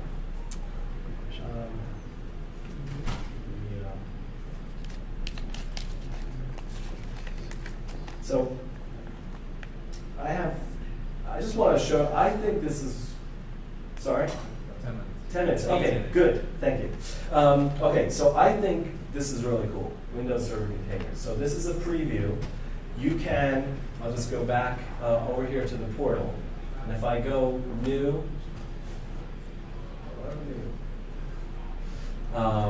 compute, and come down here, the Windows Server Container preview. So you can deploy a VM, and it's essentially a command line interface, but it's a full Windows, and it has Docker in it. So I'm just going to show you really quickly what that looks like. So I'm actually, if my network cooperates,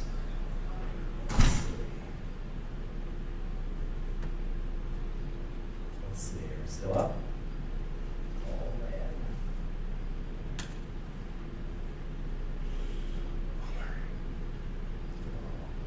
Sad. Never mind, knows what's going to happen with my network connection. There we go. Okay, so what this is a VM. So I'm remote desktop into a VM that's running in Azure. It's running the container preview. And if I'm just going to show you some commands that I did. So, well, first of all, just if I do a Docker images here, you'll see that I have an Nginx. So I created an Nginx, and if I start that up, I thought this was just really cool. I can notepad from here, so even though it's a pretty much like this command level interface, it has notepad in it. So that's kind of cool. Again, this is a preview. We're probably going to see this evolve a little. But there's the Docker file for Nginx. And if I just run that, okay, so I'm going to run a new command with the same name. Just same name.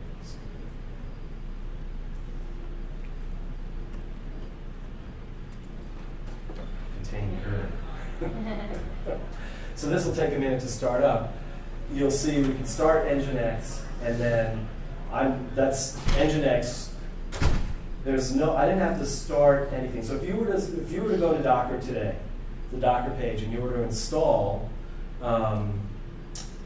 Docker for your Windows image, you have to run a VM that's running Linux on that Windows machine. If I did it on this box, right? This starts up, it's got Docker in it, right? And if you build a container, the container is going to run natively. This Nginx I'm going to start up is running natively in a container on Windows Server. So let's start this guy.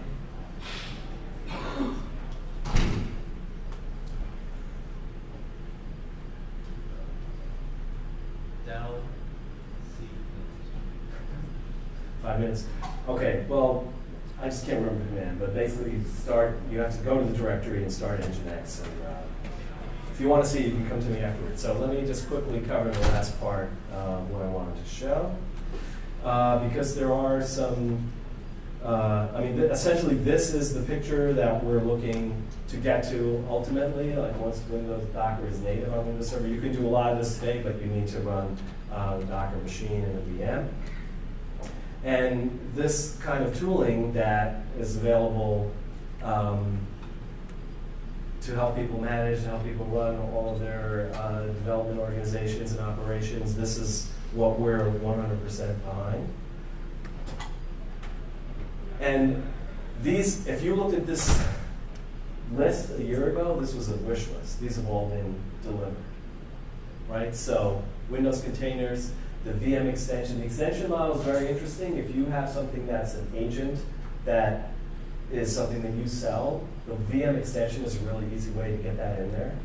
Hyper-V containers, the tooling, etc. I'll hand all this out in the slides. And there's this, you're going to hear a lot more about this from us, the Azure Service Fabric. Remember I was talking about PaaS. This is essentially taking a framework and a set of services that we were already running for some of our largest services, and we've now exposed the SDK for the community to use. And we're essentially bringing out a microservices PaaS service framework for people to use. And so these are the examples, and there's a link where you can download the SDK. And then this is something that's going to be released soon. You can start to play around with it, but the Azure Container Service. So all of these, let me just take this back to sort of the point of what we're talking about. These are cool, but they're cool in that they enable a DevOps approach. All of these features are meant to enable further automation and enable that continuous flywheel of feedback to get your business out into a production mode and get the feedback and be able to change it as fast as possible. So I think that's the last one. And let's just see if that machine is up yet.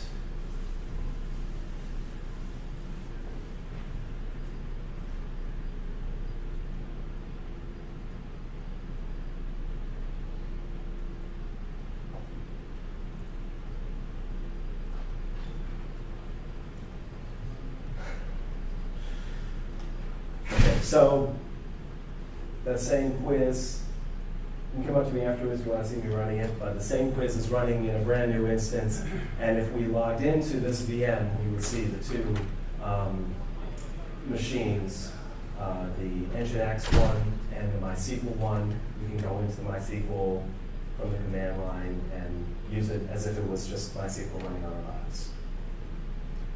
All right, so any questions? I know I went through a lot of material there, so in my last couple minutes. The Windows containers in Docker is pretty exciting. These images seem pretty big though, over 9 gigabytes. Is there any plan for like a smaller OS? There's Microsoft Nano, which has been released. Yeah. It's if you look under, I think if you look under the preview, the server container preview, it's mentioned there. Or if you look for Hyper-V containers, I know when we came out with Hyper-V containers, we also mentioned that as well. So you're just talking about the overall OS itself, right? Yeah. No. That's what the container you showed, or image you showed was pretty big. Because that full Windows Server operating system within it, right? Yeah. There's Windows Nano now, saying Hyper-V Yeah. Okay. Yeah. Other questions? All right. Well, thank you. Enjoy the rest of the unconference.